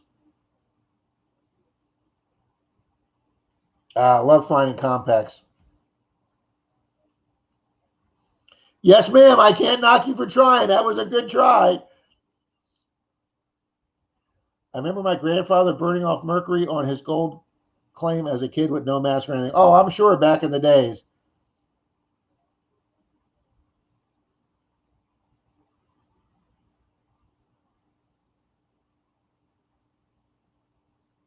Oh, it's a beginner machine. That's fine. As long as it beeps and finds you stuff, Denise, that's fine. I'll tell you guys, I am a Mind Lab guy, true and true. I've only owned two machines, the Xterra 705 and then my water machine, the Knox 800, which I absolutely love. Like I say, I spent 6 hours in the Gulf with it 2 Saturdays ago, and didn't have a single problem with it, guys. It's as quiet as can be. It's as quiet as a church mouse in the water when you're wearing those water headphones until you get a signal that comes through loud and clear. My biggest weakness, guys, my biggest weakness on water hunting is finding the item with the scoop underneath the deep water. I'm trying to get better at that. I need all the practice I can. And my weak spot on dirt hunting is getting a good pinpoint with my machine and getting the item out with my first dig. I'm getting better at that too. But that's right. Never be embarrassed what you swing. You swing what you can afford, or you swing what you like, or you swing what you're familiar with. Absolutely. You're exactly right, Robert. Pat, everybody loves the compact. Great finding a two-part compact, guys. As long as you know your machine. Exactly right, Clark's Cove. Doesn't matter what you do. As long as you're comfortable with it and you know the sounds the machine makes, you'll find better stuff.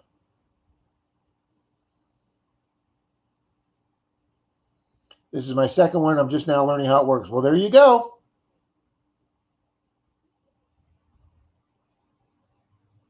Brenda, how long you had your Ace 250? Because I just got my 2021 brochure, the thick brochure from Calico, and I was flipping through that the other day while we were playing trivia.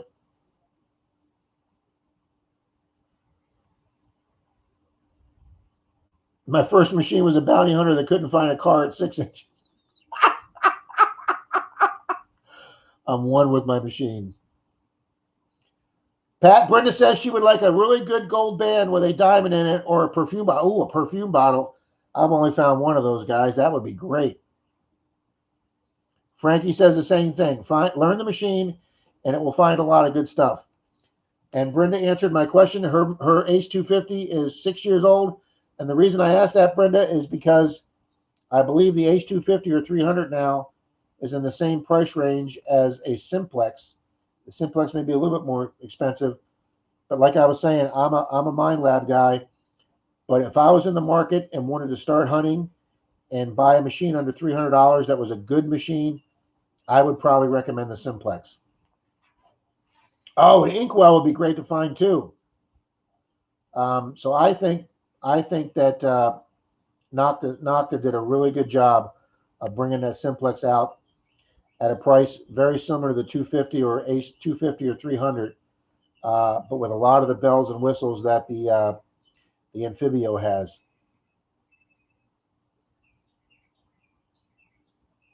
Brenda says that was before her struggles, so she has been only casually used it for about a year.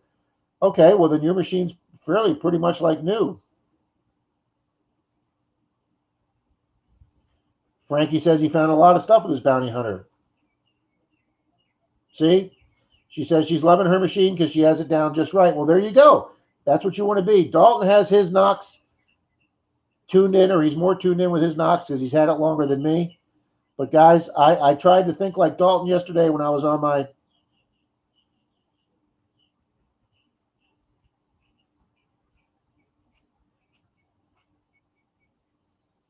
Well, that's very nice of you, Jim.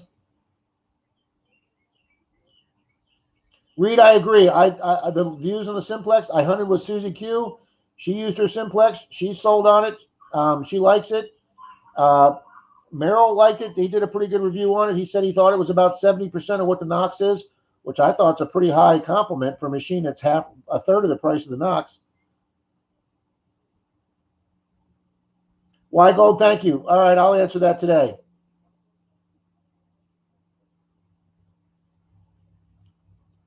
Denise, if you need to get a hold of me on Facebook,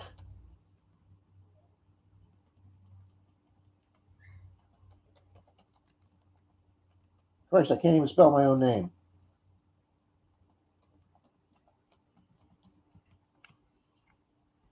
There you go, Denise. Send me a message on there or your phone number, Denise, so I can get a hold of you. Oh, it's a photo of the kitty cat earring. Very cool.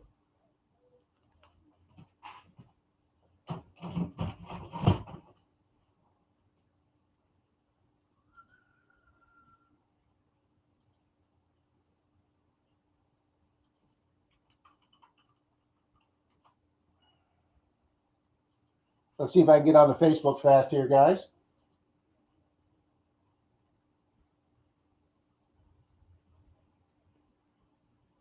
And let's go to me.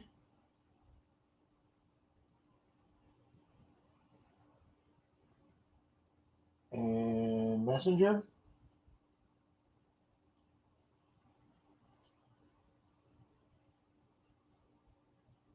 Oh, where's my Messenger?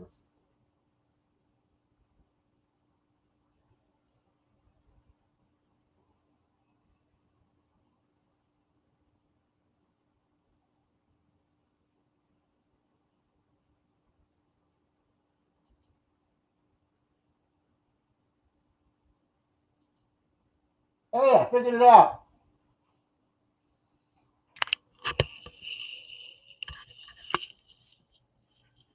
There is a cat earring that he found. There we go. A very cool find. You can see the 925 on it right there, guys. Oh, that is way too cool. Denise, is it okay to hit to show that number? I don't want to hit it before you tell me yes.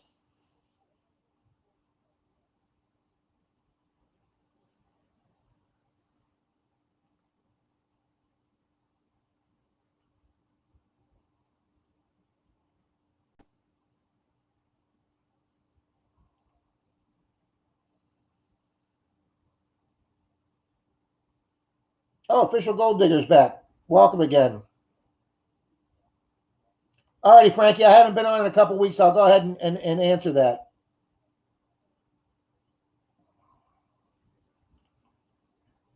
Denise, let me know if it's okay to hit show on that.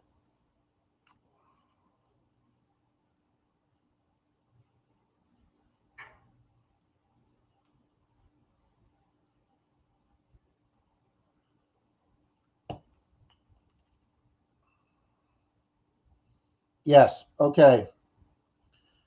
All righty, folks. Denise is allowing me to show this message. It's got her phone number. There's her cell. If anybody here in the Tampa Bay area that would like to connect with her to go hunting, I'm going to try and catch up with her next week. And I also want to hunt with Clark's Cove and PD when I get up the East Coast. Well, guys, I want to hunt with everybody. My Gold says he found a Hello Kitty 10K ring at the same general location of this kitty ring back in September. Nice.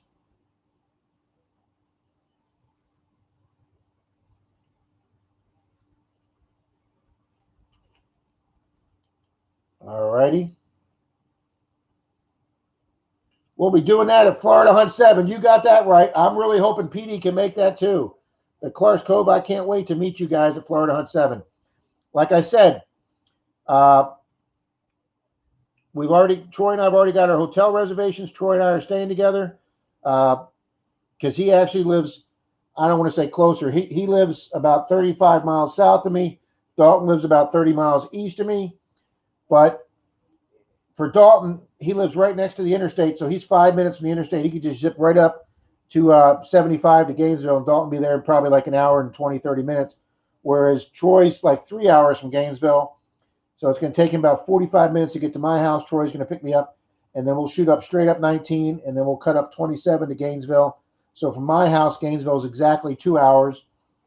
So, and then Pat's coming over. I don't know if he's bringing his motor home or not, but Pat and his wife are coming over. The Clarks are coming down. The Smiths are coming down. I think Kay's from Kay's Digging It's coming over. I don't know if Susie Q is going to be able to make it. Clark's Cove says it's going to be taking it about 12 hours. Yep. Brenda, yeah, I wish all of us could afford. I wish I could go to. I wish I could have gone to that East Coast hunt up there at Arround.co, but I couldn't afford to fly up there. It is going to get to be a blast, Clark's Cove. Petey says he hopes so. He just found out he'd go back and work on the 16th. Well, congratulations on that.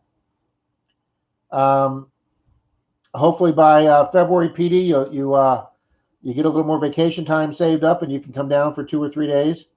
Road trip. Absolutely love road trips, Clark Cove. Wygo's, wow, even Wygo, he's hoping to make it too. Thinking of canceling his dredging trip just for Florida Hunt 7. Oh, and Shane's going to try and make it too. See It My Way 1. He's in our Zoom meeting, guys. Shane, his channel, See It My Way 1. He is the blind detectorist. We're going to probably put him out in the horse pasture. He won't know. Only kidding. But yeah, we would love to have Shane as our group. Right now, I was telling you guys a couple weeks ago, my neighbor across the street, Johnny, went to University of Gainesville, University of Florida, Gainesville, and he has a buddy that owns a restaurant up there, and I'm going to find out the name of the restaurant, and I'm going to call the guy that owns it and see if he's got like a separate dining room that he could host like 25 of us for dinner on Saturday night, because Friday night's the meet and greet. Greg's working on where that's going to be right now, and he's planning on so many people. It's probably going to be somewhere between 100 and 200 diggers, and if there's no facility big enough to hold all that, he's going to ask his church if we can have the meet and greet there. And the only thing that we won't be able to do is have any alcohol there, which is fine. For those that drink, we can all go to someplace else afterwards. And he's still going to find more than me. You probably got that right, Brenda. Oh, he just did his challenge vid. Okay.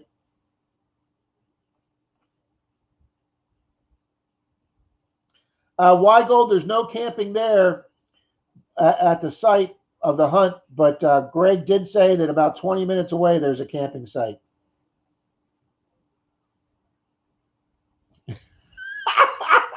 Oh, that's pretty good, Jim.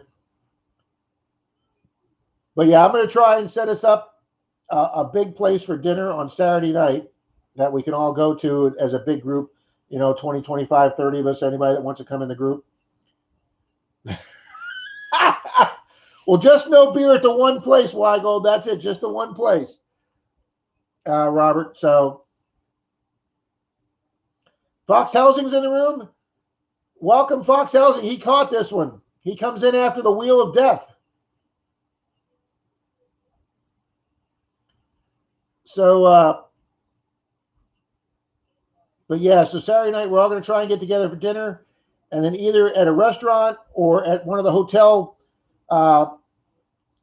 like dining rooms or breakfast rooms that's not going to be used at night. We're all going to try and get together for a big poker game and some drinking and some fun story swapping on Saturday night. So yeah, we've got Saturday night figured out for our group.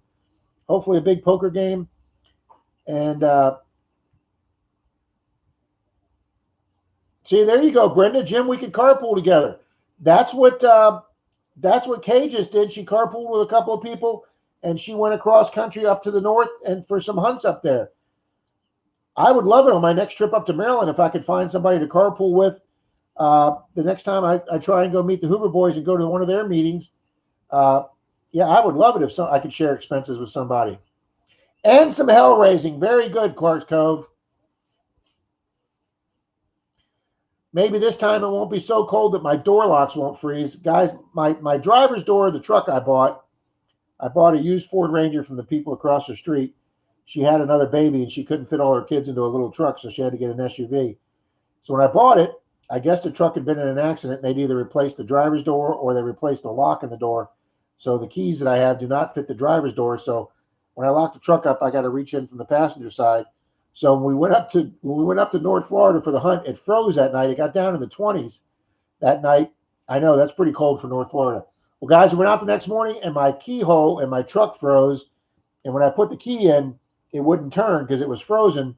And Troy's standing behind me like Rain Man. Oh, we're going to miss out. Oh, Troy was freaking out that morning. And finally, guys, after about 5 minutes of jiggling with it, it finally unfroze and I was able to turn my key. And Troy and I got there just as they were doing the opening announcements at 8 a.m. for the. That's a good joke, Brenda. It says, "Don't call me for bail. I'll be sitting beside you." What's the definition of a good friend? Somebody will come and bail you out of jail. What's the definition of a great friend? The person who's sitting in jail next to you going, "Damn, wasn't that a lot of fun?"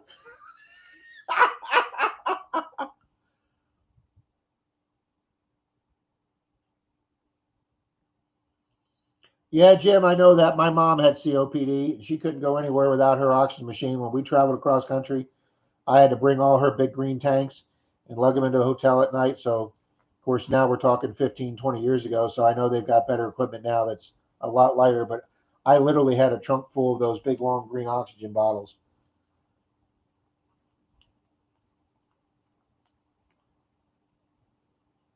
Denise Kidder, if anyone is an Elks Lodge member, they have rooms you can rent cheap. Well, that's pretty cool. I didn't know that. My dad was an Elks member.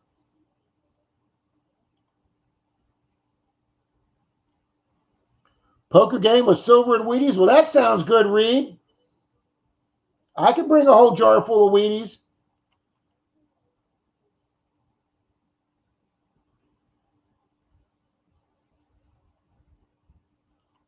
Yeah, Jim, that's kind of like I am with my knees. With me being too heavy, my knees get to hurting. So if I hunt for one day, I've got to at least take 2 days off, give my knees a rest.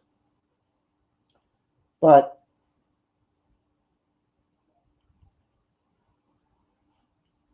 there you go. Robert says Melissa can get us out of jail. To just bring some extra cash for bail money. Yeah, Fox, those are the new ones. They even have the portable one now. You can carry like a little mini purse or a little mini handbag that recirculates the oxygen so you don't have to carry the big tank. My mom had the big machine in the house, which you just plug in and it's super quiet. But when we traveled, they didn't have that portable machine yet.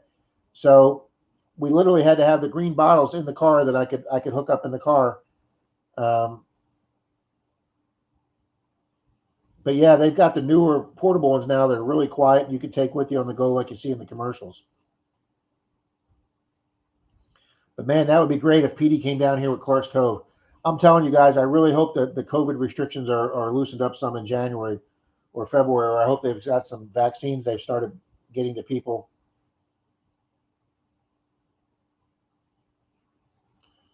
Oh yeah, there you go. I used to play poker with my dad up at the Moose Lodge.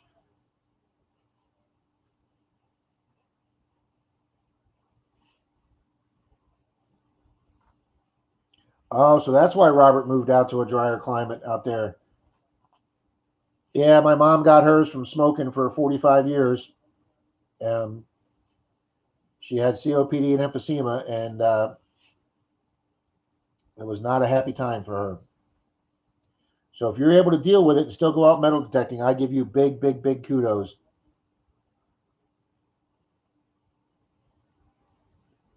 Because guys, I found this hobby late. I didn't find this hobby till I was 55. I mean, of course, I wish I would have found it sooner, but then again, your life follows a progression, and I was able to start watching Curse of Oak Island and watch the guy find stuff with the metal detector. And at the same time, I was getting ready to sell an investment house, and I told myself if I made a profit, I would take some money and buy my first detector, and I did, and I bought the 705, and I've never looked back, guys. Yeah. Official gold digger, I would completely agree with that, and I would add the one that Robert's having a problem with is your lungs. Both my parents smoked, my sister smoked, but guys, I am a firm, firm, firm, firm believer that your life. How do I phrase this? That a lot of your life is based on the crowd you hang out in high school. I know a lot of people say it's the people you go to college with, but I went to USF. I got my 2 year degree from my local community college, so that was only 15 minutes away. And then when I got my 2 year degree and I started attending USF, University of South Florida in Tampa, Tampa's about 35, 40 miles from me. And that school was originally set up 30 years ago as a commuting school. They didn't have much on site campus. So for most of the 2 years, I did spend one semester in an off campus apartment. But for the other year and a half, I commuted there. I went to school on Monday, Wednesdays, and Thursday nights. So I commuted. So I didn't make a lot of lifelong friends in college. My lifelong friends I made in high school. And I really think the people you had to hang out with, my sister smoking, she hung out with people that smoked and did drugs. I was into sports, and I hung around with a lot of the guys on the football team, and I hung around with guys that didn't smoke. We all drank, but we didn't smoke, and I just never liked smoking. Uh-oh. Park Rat Pat, to interrupt me, has said he's got a big score. Picture to come.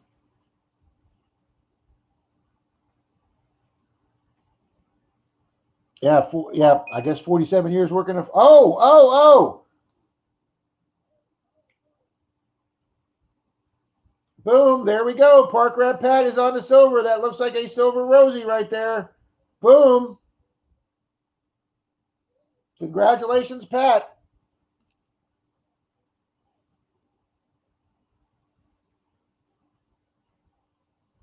Digging Richmond, welcome. Thank you for joining the conversation.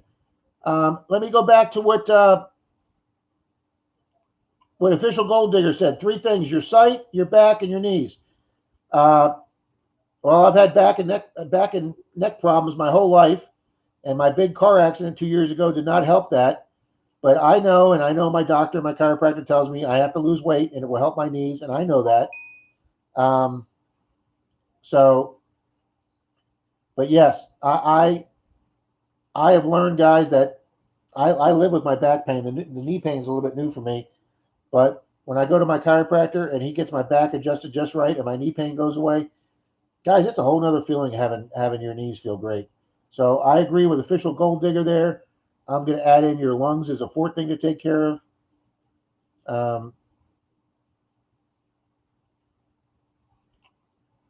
I found it at 52 and I'm 54 now, and I wish I'd found it sooner. Yeah, same thing, Denise. I've only been doing it like 3.5 years. You've been doing it 2 years now, and I wish I found it sooner too. But like I told people in the chat, I played high school golf for 3 years. I lettered in golf for 3 years in high school. I wasn't quite good enough to go try out for a college team, but I'm a pretty decent golfer, or I used to be. And guys, I played golf all the time when I've gotten a chance, from high school, junior high, all the way up till the day I picked up a metal detector. And guys, my clubs have been sitting in the garage now for 3.5 years, getting dust on them and cobwebs. And I'm sorry to say that I have not played golf in 3.5 years since I started metal detecting. Oh, no, I'm sorry, guys. It's a Merc. It's not a Rosie. That's pretty roached out, but that is a silver mercury dog. Wow, that thing's been in the ground a long time. Congratulations, Pat.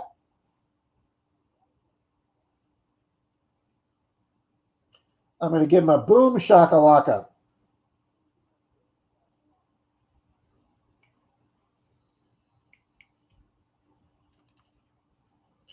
I know, Reed, if we had just listened to our parents some. I'll tell you another story. My mom told me this when I was like 15, guys. I was driving in a car with her. That would have been around, 75 or 76, 1975 or 76. That's back when interest rates were like during the Carter administration, when everything was like 18, 19% interest, and your home loans were like 22% interest. But people were loving it that had, IRAs and stock and CDs, because they were getting like 17, 18% interest and making a ton of money. But your mortgages were expensive as hell. And my parents' mortgage was 8%. And I remember my mother telling me, if something happens to me and your father, do not sell this house or get rid of this mortgage, because you'll never see 8% mortgages again. My mother told me that when I was a teenager. And now, guys, what are they now? 3.5%. Interest rates are almost at zero. You're making, what, 0.5% on a CD and 0.1% in a checking account now. So again, it's completely reversed. Not good for the people with savings and CDs and 401ks maybe, but it's excellent for people. More and more people can get a house now. But yeah, my mother gave me great advice. When you're 20 and you're invincible, and you never pay attention to people say, "Oh, enjoy your health while you have it," or "You need to keep your health." You don't pay attention to that when you're 20.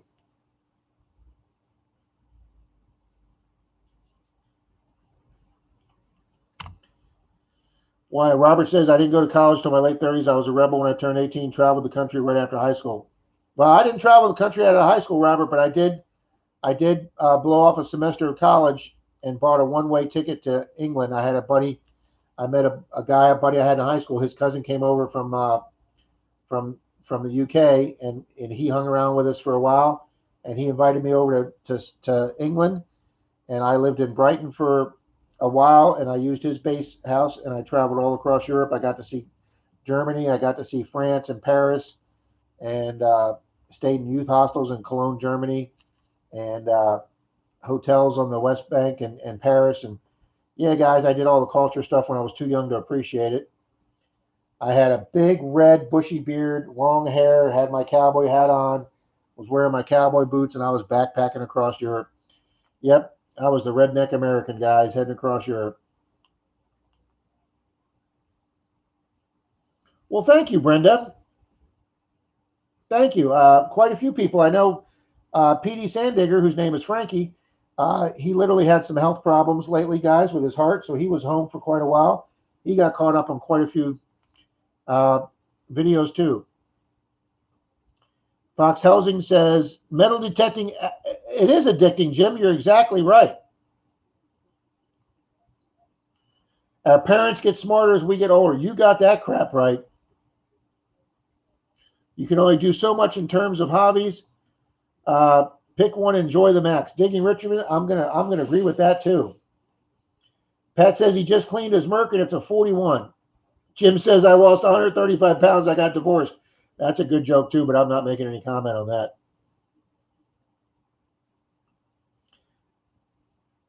Wow, why go? Wow, he actually was back in the day when he was younger. Riding freight trains was fun and dangerous, but I wouldn't do it today. Yeah, I wouldn't recommend that either. I could definitely say I've never rode a freight train, and I've never really hitchhiked. I mean, I did trains in Europe. They were so cheap, and staying at a youth hostel 20, what, 35 years ago. I think it was $7 for the night at a youth hostel. Yeah, my parents are, as I got older, my parents were brilliant. Fox says he's going to try some door knocking to see if he can do archaeology in their garden features. Door knocking is where the world of metal detecting opens up for you. I'm telling you.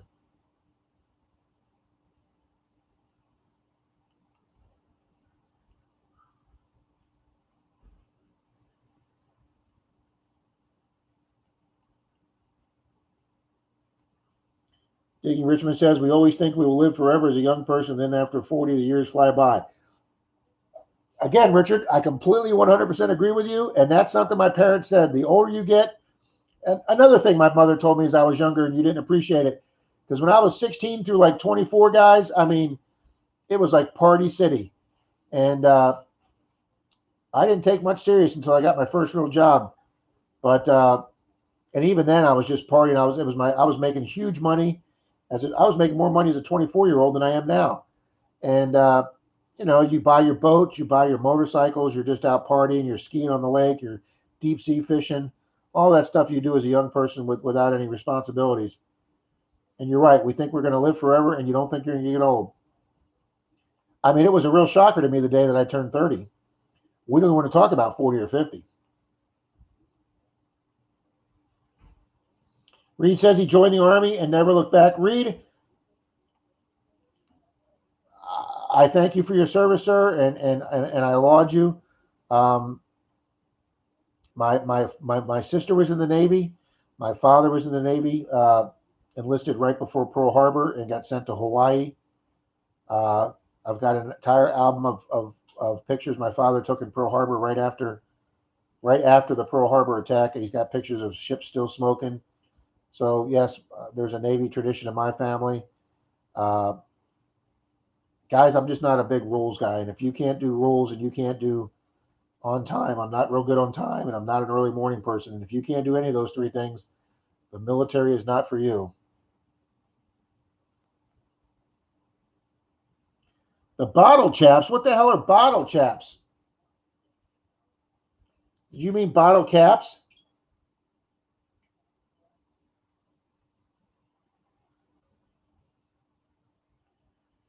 I don't have any bottle caps, Pat. I just got the bare aspirin, your spoon, your compact, and then your Merc. There it is, cleaned up, guys. You can see 1941 on there.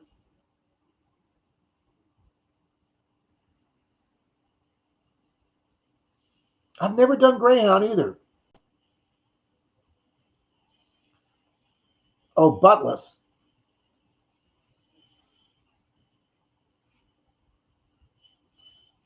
Yeah, Jim. I think that's got. Yeah, you're looking at it in a positive way. Your dad died at 60, your mom at 64, and you're still alive at 66. So every year is a bonus year for you. Um, some of you know back October last month, 2 years ago. It's been 2 years and a month now. I got hit by a semi on the interstate at 80 miles an hour. It totaled my little silver Eclipse that I love that car that you've seen in a lot of my videos. Uh, my seatbelt, I didn't have an airbag. The car was too old to have an airbag, but my seatbelt and my car spun just enough that the semi didn't run over me after he hit me. I did go down the whole side of the semi, flipped off him, did two 360s on the interstate, and then slammed into the cement retaining wall. Uh, but because of my seatbelt, guys, I was able to walk away from that uh, with some herniated discs in my neck. But my car got totaled, guys. So every day after that day to me is just a gift. Um, both my parents died at 74. My older sister is now at 70, and she takes really good care of herself, and she's in phenomenal shape. So yes, you know, both my parents smoked. My father was a heavy drinker. I don't smoke. I don't drink. Uh, so you'd like to think hopefully you won't have some of the same problems they did. I would do a cross country trip on a Greyhound. I think that would be an adventure.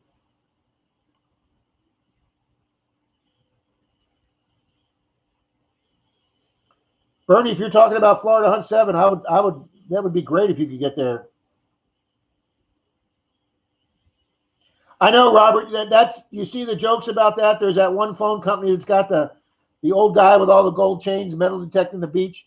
Yeah, and that's the stigma, or that's the personification of what a lot of the people think metal detecting is. They think it's the old guy on the beach, trying to supplement his income or whatever, or his retirement, or that he's got nothing better to do, or the rest of society looks at us as digging huge holes in public places. So,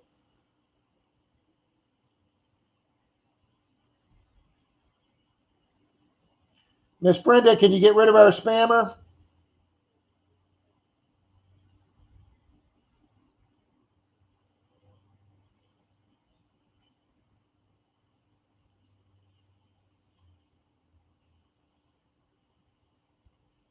All right, I did it. Thank you, Brenda.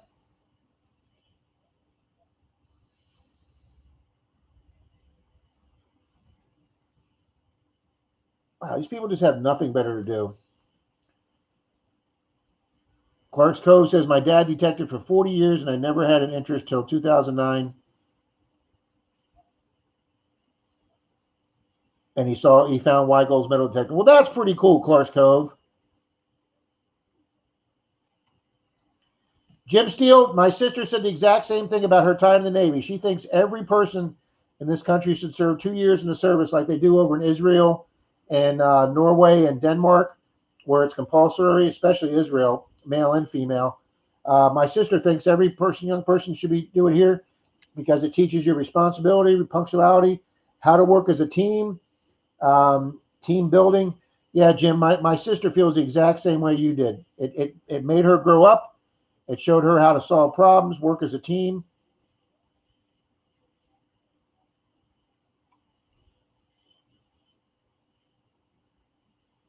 Fox Helsing, hey, thanks for hanging out with us as long as you did. I appreciate that, buddy. I'm glad you made one. Thank you so much, Fox.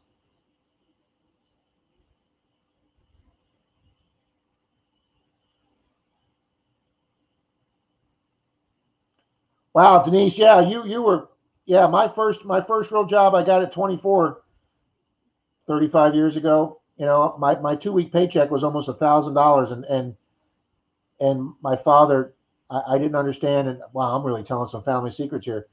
I showed my first paycheck to my father, and he was very emotional. And I talked to my mother later, and I said, "Why did Dad get all emotional about that?" And he said, "Because that's a bigger paycheck than he ever made." And I'm like, "Yeah, but he's been retired for like 20 years now." So, but yeah, I get a good job working for the city, and I had a motorcycle, I had a boat, plus my car. Yeah, Denise, back in the good old days.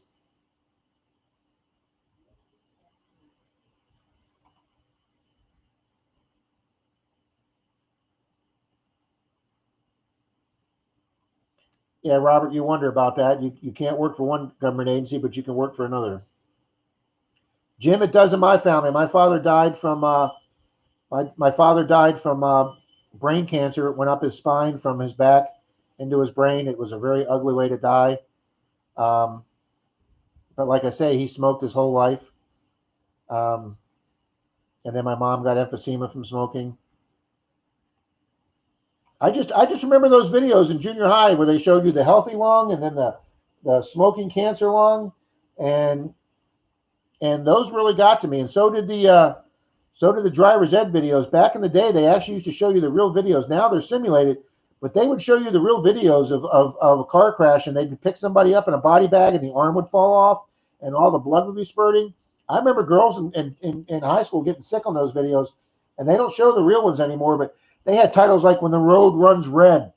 And guys, ever since I saw those videos, when did I get my license now? 35 years ago, 38 years ago, when I was 16. I've worn a seatbelt since the day I turned 16, and my requirement was in high school you had to wear a seatbelt in my front seat. Even on my dates, if my date didn't wear a seatbelt, she didn't get to go out with me. I was in a head-on accident once, guys. A seatbelt saved my life 20 years ago, and then 2 years ago when that semi hit me, seatbelt saved my life. So I'm real big on seatbelts. But yeah, that's why I'm trying to keep that down, Jim, because cancer was real big in my family. So I'm trying to avoid that. Another bucket lister, prospecting for gold. I want to pan for gold at least one time in my life. Pat says he's been on cross country on Greyhound 9 times. Well, that'd be way freaking cool. Yeah, Robert, thank you for doing that job too.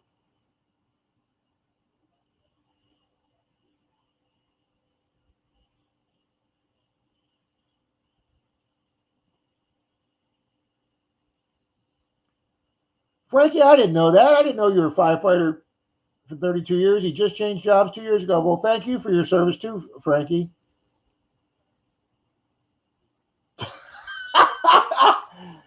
Jim, yeah, I think when I started, I can't remember what minimum wage was. I think it was like $3.65 an hour, so I might be a little bit younger than you, Jim.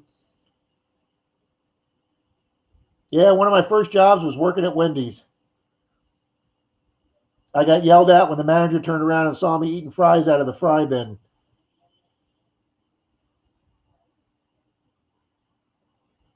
Yeah, see, Clark's Cove, you hear all kind of stories from back in the days like that.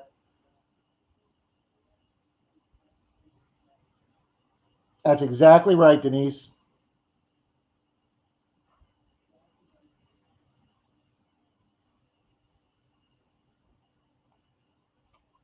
Wow, Jim, that's bad. I remember when I was a rookie police officer, guys. I probably was still in training. I've been a police officer less than two weeks, and I was driving home from work, and a guy staggered out of a local country nightclub we had near my house, staggered right out on the highway and got hit head on by a car. And guys, you hear stories about different things that happen to people when they get hit by cars. Um, his cowboy boots were still standing in the road, straight up on the highway when his body got dragged down there. The car literally knocked him out of his boots, and his boots were right there on the highway. Guys, some of these things you can't believe unless you see them. So,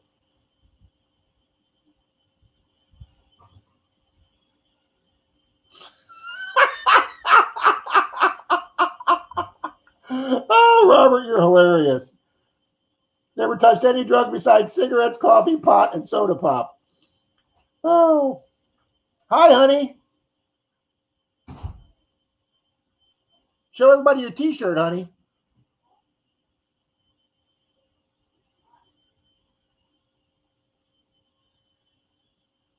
Oh, that's funny. Here's Denise's T-shirt, guys. Holy shit!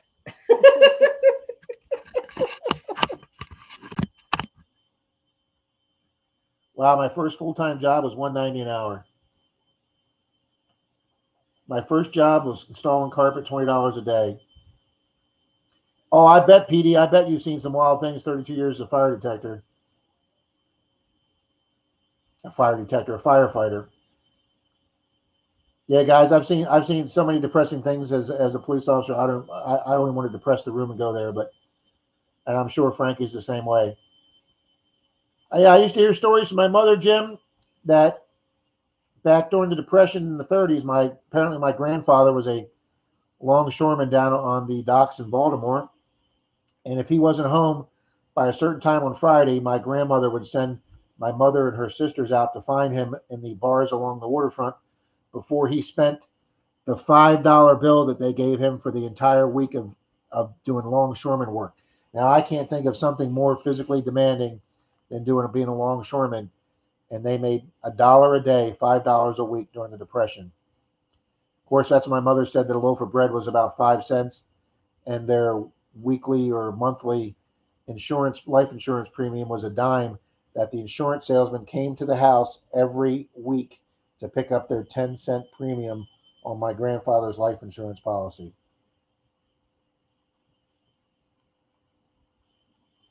Yep, yep, Robert, about $3 an hour. That's what I think I was.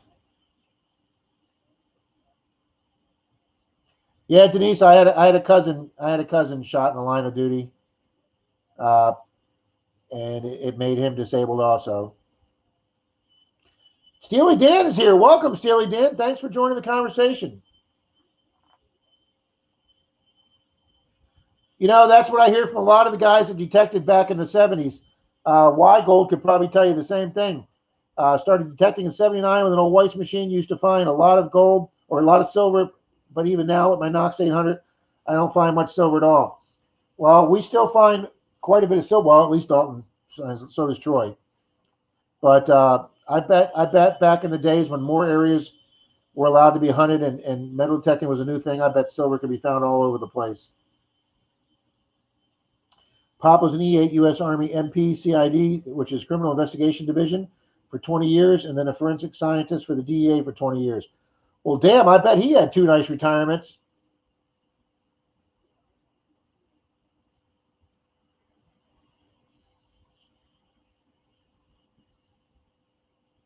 Yeah, guys, I know a guy that put 20 years in working as a rescue diver for the Coast Guard, and then he just retired from them like at 42, and now he's working for the county as a firefighter, and he's probably coming up on 15, 20 years with them, so he'll have his two retirements too. That didn't work out that way for me, but my retirement doesn't kick. I don't get my retirement from the company I was with for 10 years till I hit 65.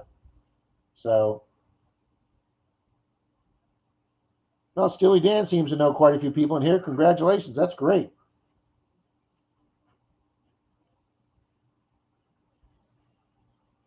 Wow, we've covered a whole gamut of subjects here today, guys.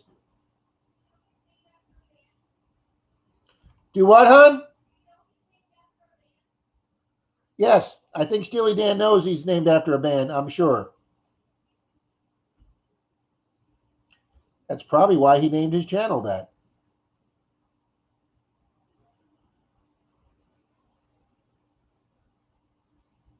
Hang on, guys. I'm going back to comments a minute trying to find something.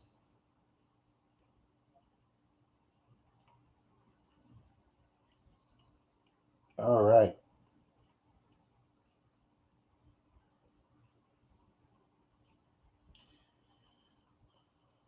Yeah, I bet it was the Wild West back then, Robert.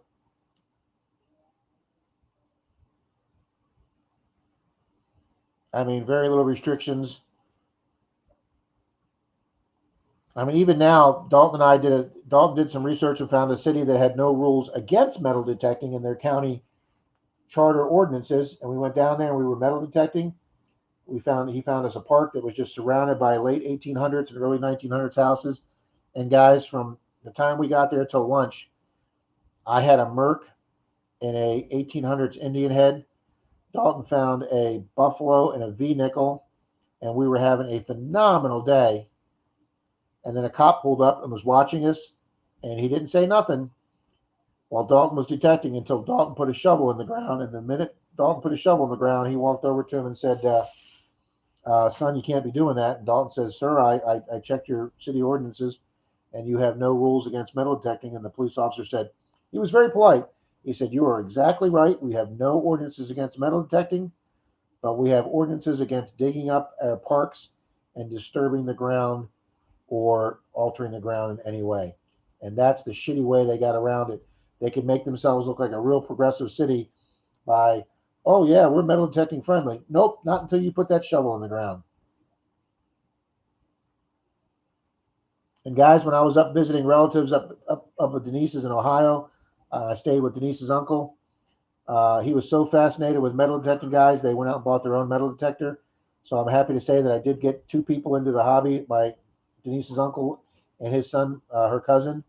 But while I was staying with him, he took me to his local park. And guys, I checked their ordinances, and you could metal detect the entire park. You just couldn't dig a hole. So basically, all you could do is see if you could find any coins in the grass. And then the county next to theirs, you could detect the county park all you wanted, and you could dig up your finds you wanted.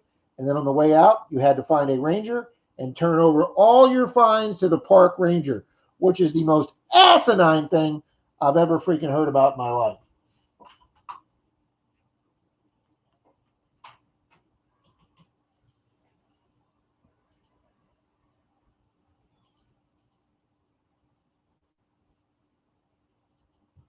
Oh, I lost my video. There we are.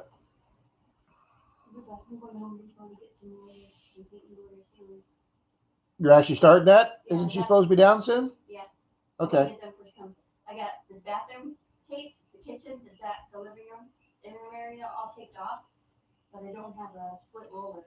You got the mini scaffolding piece out there, and then you got the new 10-foot ladder I just brought from my house. Oh, you're still going to need. Okay, all right.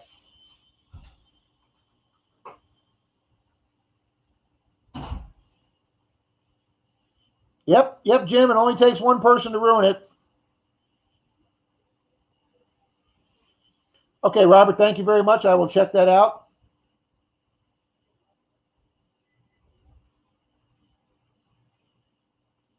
Very cool. Okay, thank you.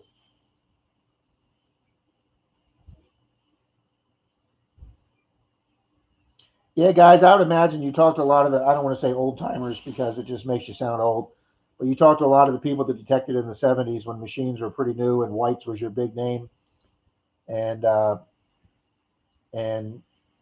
it was just all different detecting back then. Frankie, thanks for hanging out with us for a couple hours, buddy. Much appreciated. I'm going to get some lunch when this is over too, and get ready for some football. Miss Sherry Ward's here. Thanks for making it, Miss Sherry Ward. Appreciate it.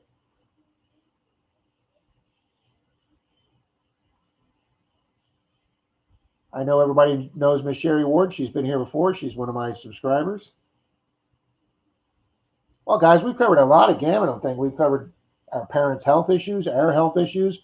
We've covered machines, old machines from the 70s, and detecting when they're back on the Wild West days and there were no rules. Some of our finds we've all found. For you folks that came in late, I did a 1900 House Friday. This was just one of the fantastic finds and relics I got. Only my third skeleton key. I'm going to put that in a shadow box. Oh yeah, Robert, I could read up on stuff like that all the time. Oh yeah, we forgot. You're right. You're right, Robert. We talked about butt plugs too. So there you go. Don't know. Everybody's getting a sneak peek at again. Miss Sherry Ward, you want to take a look at that. You'll be seeing that again in the future. I can't wait to clean that, guys. As soon as the chat ends, as you can see where I just rubbed it off a little bit, and I can see a date on it for a patent, but it's got the company name on it too. Are you ready for some football? Yes, I am. Yeah, Reed, it's funny. I like I say, Reed, I'm not a huge strict rule guys. I mean, yeah, I follow rules when I metal detect, but I'm not a big rules guy. But what I get upset about most anything is when rules are selectively enforced. So like so if you're in a park and they kick you out for metal detecting because they have an ordinance about no digging, but not against metal detecting, but then you see a rule about no dogs in the park, and then some guy's playing frisbee with his dog, and they'll come over and say something to you, but they won't go over and say to the other guy. Why? Because they don't perceive him as damaging the park. That's the kind of crap that pisses me off.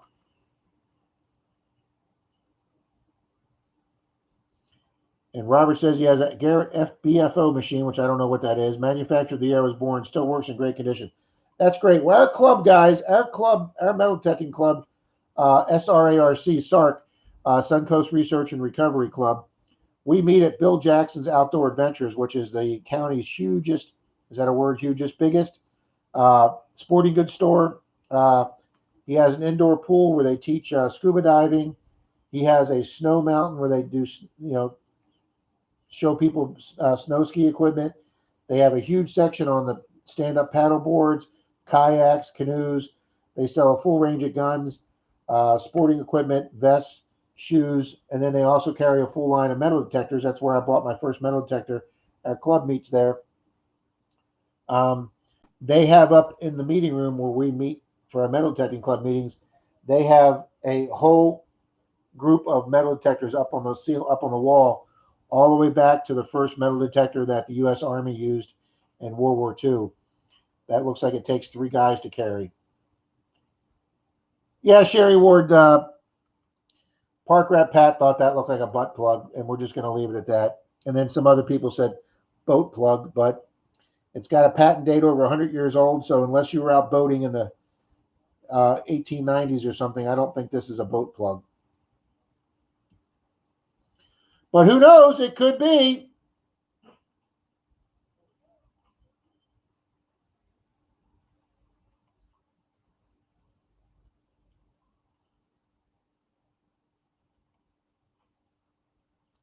No, definitely not a spark plug, because that'd be the weirdest one I've ever seen.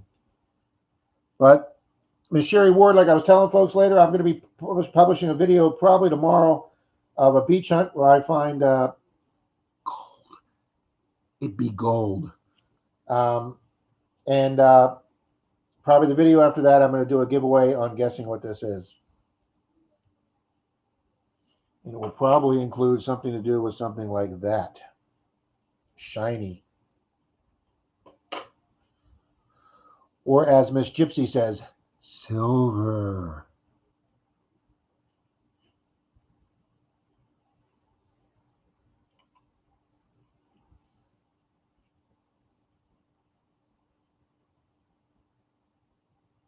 And St. Lucie Metal Detecting, Mr. Bernie says he has a Facebook treasure page, Treasure Hunter Search and Recovery. There you go, folks. Bernie's letting you know what his Facebook page is. Denise, I completely agree with you. Not only their urine, but just all the holes that dogs dig.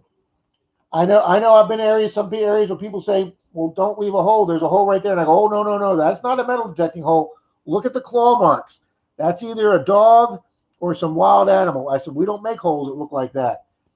And I've been on beach, guys, where lifeguards would come over to me and say, real rude. One said to me, "Make sure you fill in all your holes." I go, "Why don't you go over there and say that to those parents whose 5-year-old's got that 3-foot hole dug that you know they're not going to replace?" And I said, "So don't come over here and mess with me." And I actually had the kid come back and apologize to me. He goes, "I should not have approached you that way." I said, "Thank you for realizing that." I said, "You get a metal detector on the beach. Rule number one is you fill your holes. You know that." I said, "But nobody ever goes anything and says to the people that are letting their kids with their plastic shovel on Clearwater Beach, guys. I've seen holes dug so big that the SUVs from Clearwater Police Patrolling have hit that and almost messed up their front end of their SUV because the holes that some of these people dig on the beach are so big." Um, Sherry Ward, congratulations. You found the Dalton coin. Dalton finds more 1919 Wheaties than any other year Wheatie. I mean, the guy is a magnet for 1919 Wheaties. Congratulations, Miss Sherry Ward. Any day finding a 100-year-old coin, people, is a great day. And I got 2 on Friday, 200-year-old plus coins on Friday. Like I say, I'm not going to say too much, guys. Like I say, it was my best hunt. I've had a solo hunt in 2 years. I'm editing the video on that computer right now, and that will be published shortly. Oop, my camera's drooping.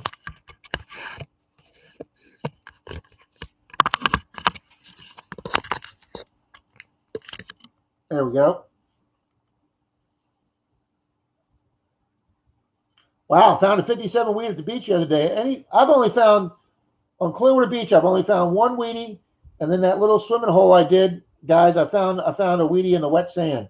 Those are the only 2 Wheaties I've ever found at the beach.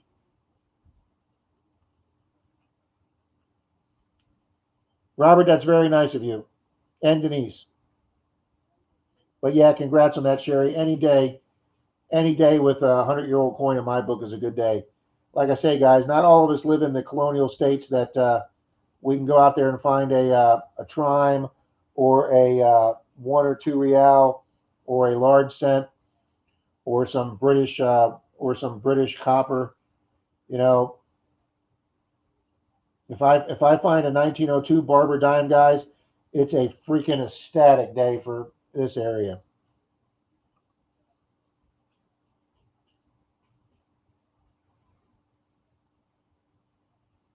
Yeah, guys, I appreciate it. Everybody in this room has been not only so respectful to each other, but the way you talk about the metal detecting hobby is just incredible. Everybody talks about, somebody who's planting coins or planting something in a hole or planting something on the beach or in the water. You know, I think it was Jim Steele said they should be arrested or thrown in jail. Um, yeah, I think that's about one of the worst things you can do, and obviously going on private property without permission. Last week we talked about There's a TV show, I think it's on Netflix, that shows in their opening scene a guy metal detecting in the graveyard at night. We all know that's a huge no-no. Why Gold says Wheaties are common here. It's in people's change. See, Ward, you're just getting to where it's snow coming up there, and I'm still hunting Clearwater Beach in the water. So that's when I start showing you guys all my water detecting videos during the winter, so you guys can get your metal detecting fixes from us folks here in Florida, who it's just starting to get to be comfortable to dig here. Like I said earlier in the day, you weren't here, Sherry. We just finally turned off the central AC 2 days ago, and we've got the windows open. Show you guys my messy table with all my construction tools on it, but and all the construction stuff out on the pool patio. But the doors and windows are open. But definitely Wheaties are not, well, Wheaties are fairly common here to metal detect, but not in the change. If I get maybe one or two Wheaties a month in change, it's a good thing.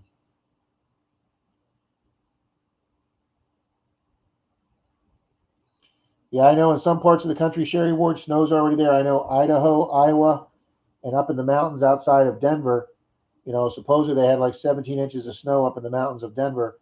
And guys, that was a big help because it helped start putting out those wildfires out there. It's funny, Denise. I don't get as many tent spikes as some other beach hunters. I know Wig TV. Christ, he could build he could build something with all the tent spikes he gets. I maybe only get like one or two every other hunt.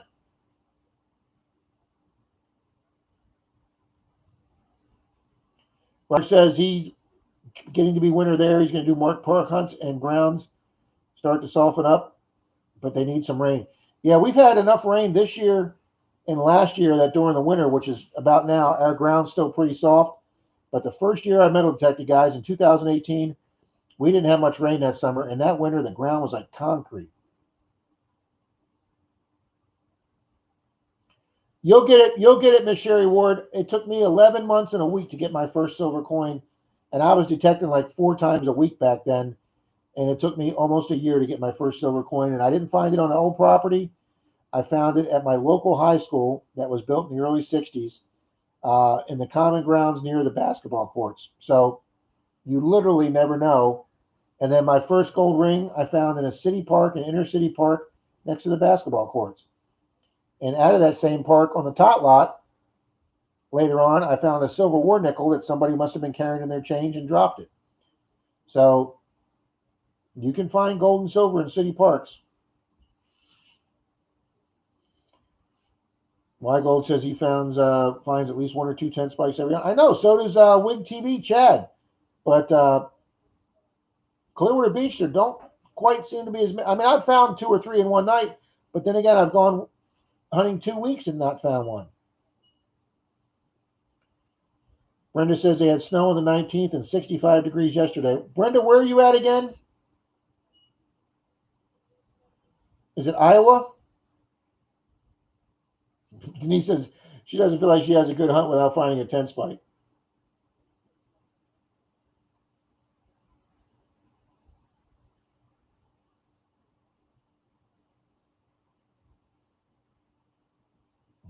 Still waiting for my Dollar Tree to. Yeah, wouldn't that be great? The Dollar Tree like that commercial. No, Denise, I don't find that many.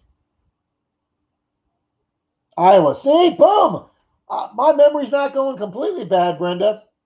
But yeah, I saw in our evening news last week that both Iowa and Idaho already had snow up there. I enjoyed snow as a kid. Oh, excuse me. And our family took a vacation about 20 years, guys. We went to San Francisco and we went to Lake Tahoe. And I did snowmobiling for the first time. I did snow skiing down a mountain for the first time. And I love both of those things tremendously. I would do those again in a heartbeat. But it was a great vacation, but I don't think I'd want to live in it all winter.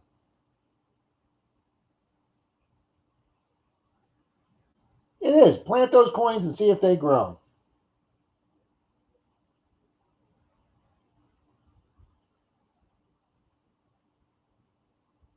Well, gang, it's 11:30. We've been on for Holy smokes, 2.5 hours. Let's wrap this up here. I'm going to get ready to have some lunch, like PD Sandigger was going to do, and then oh wait, Pat sending me a text.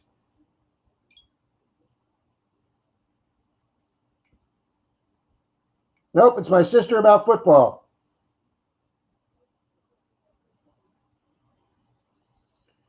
She wants our picks for our football contest.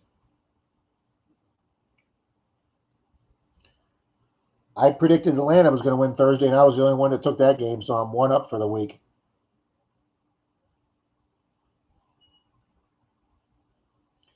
Reed says the ground here is so dry, I never need to worry about it freezing, but it does get like concrete in the summer. Yeah, ours doesn't get like concrete in the summer; it gets concrete in the winter, and that just. But this year, like I said, we've got enough. We've got enough rain that the ground's okay right now.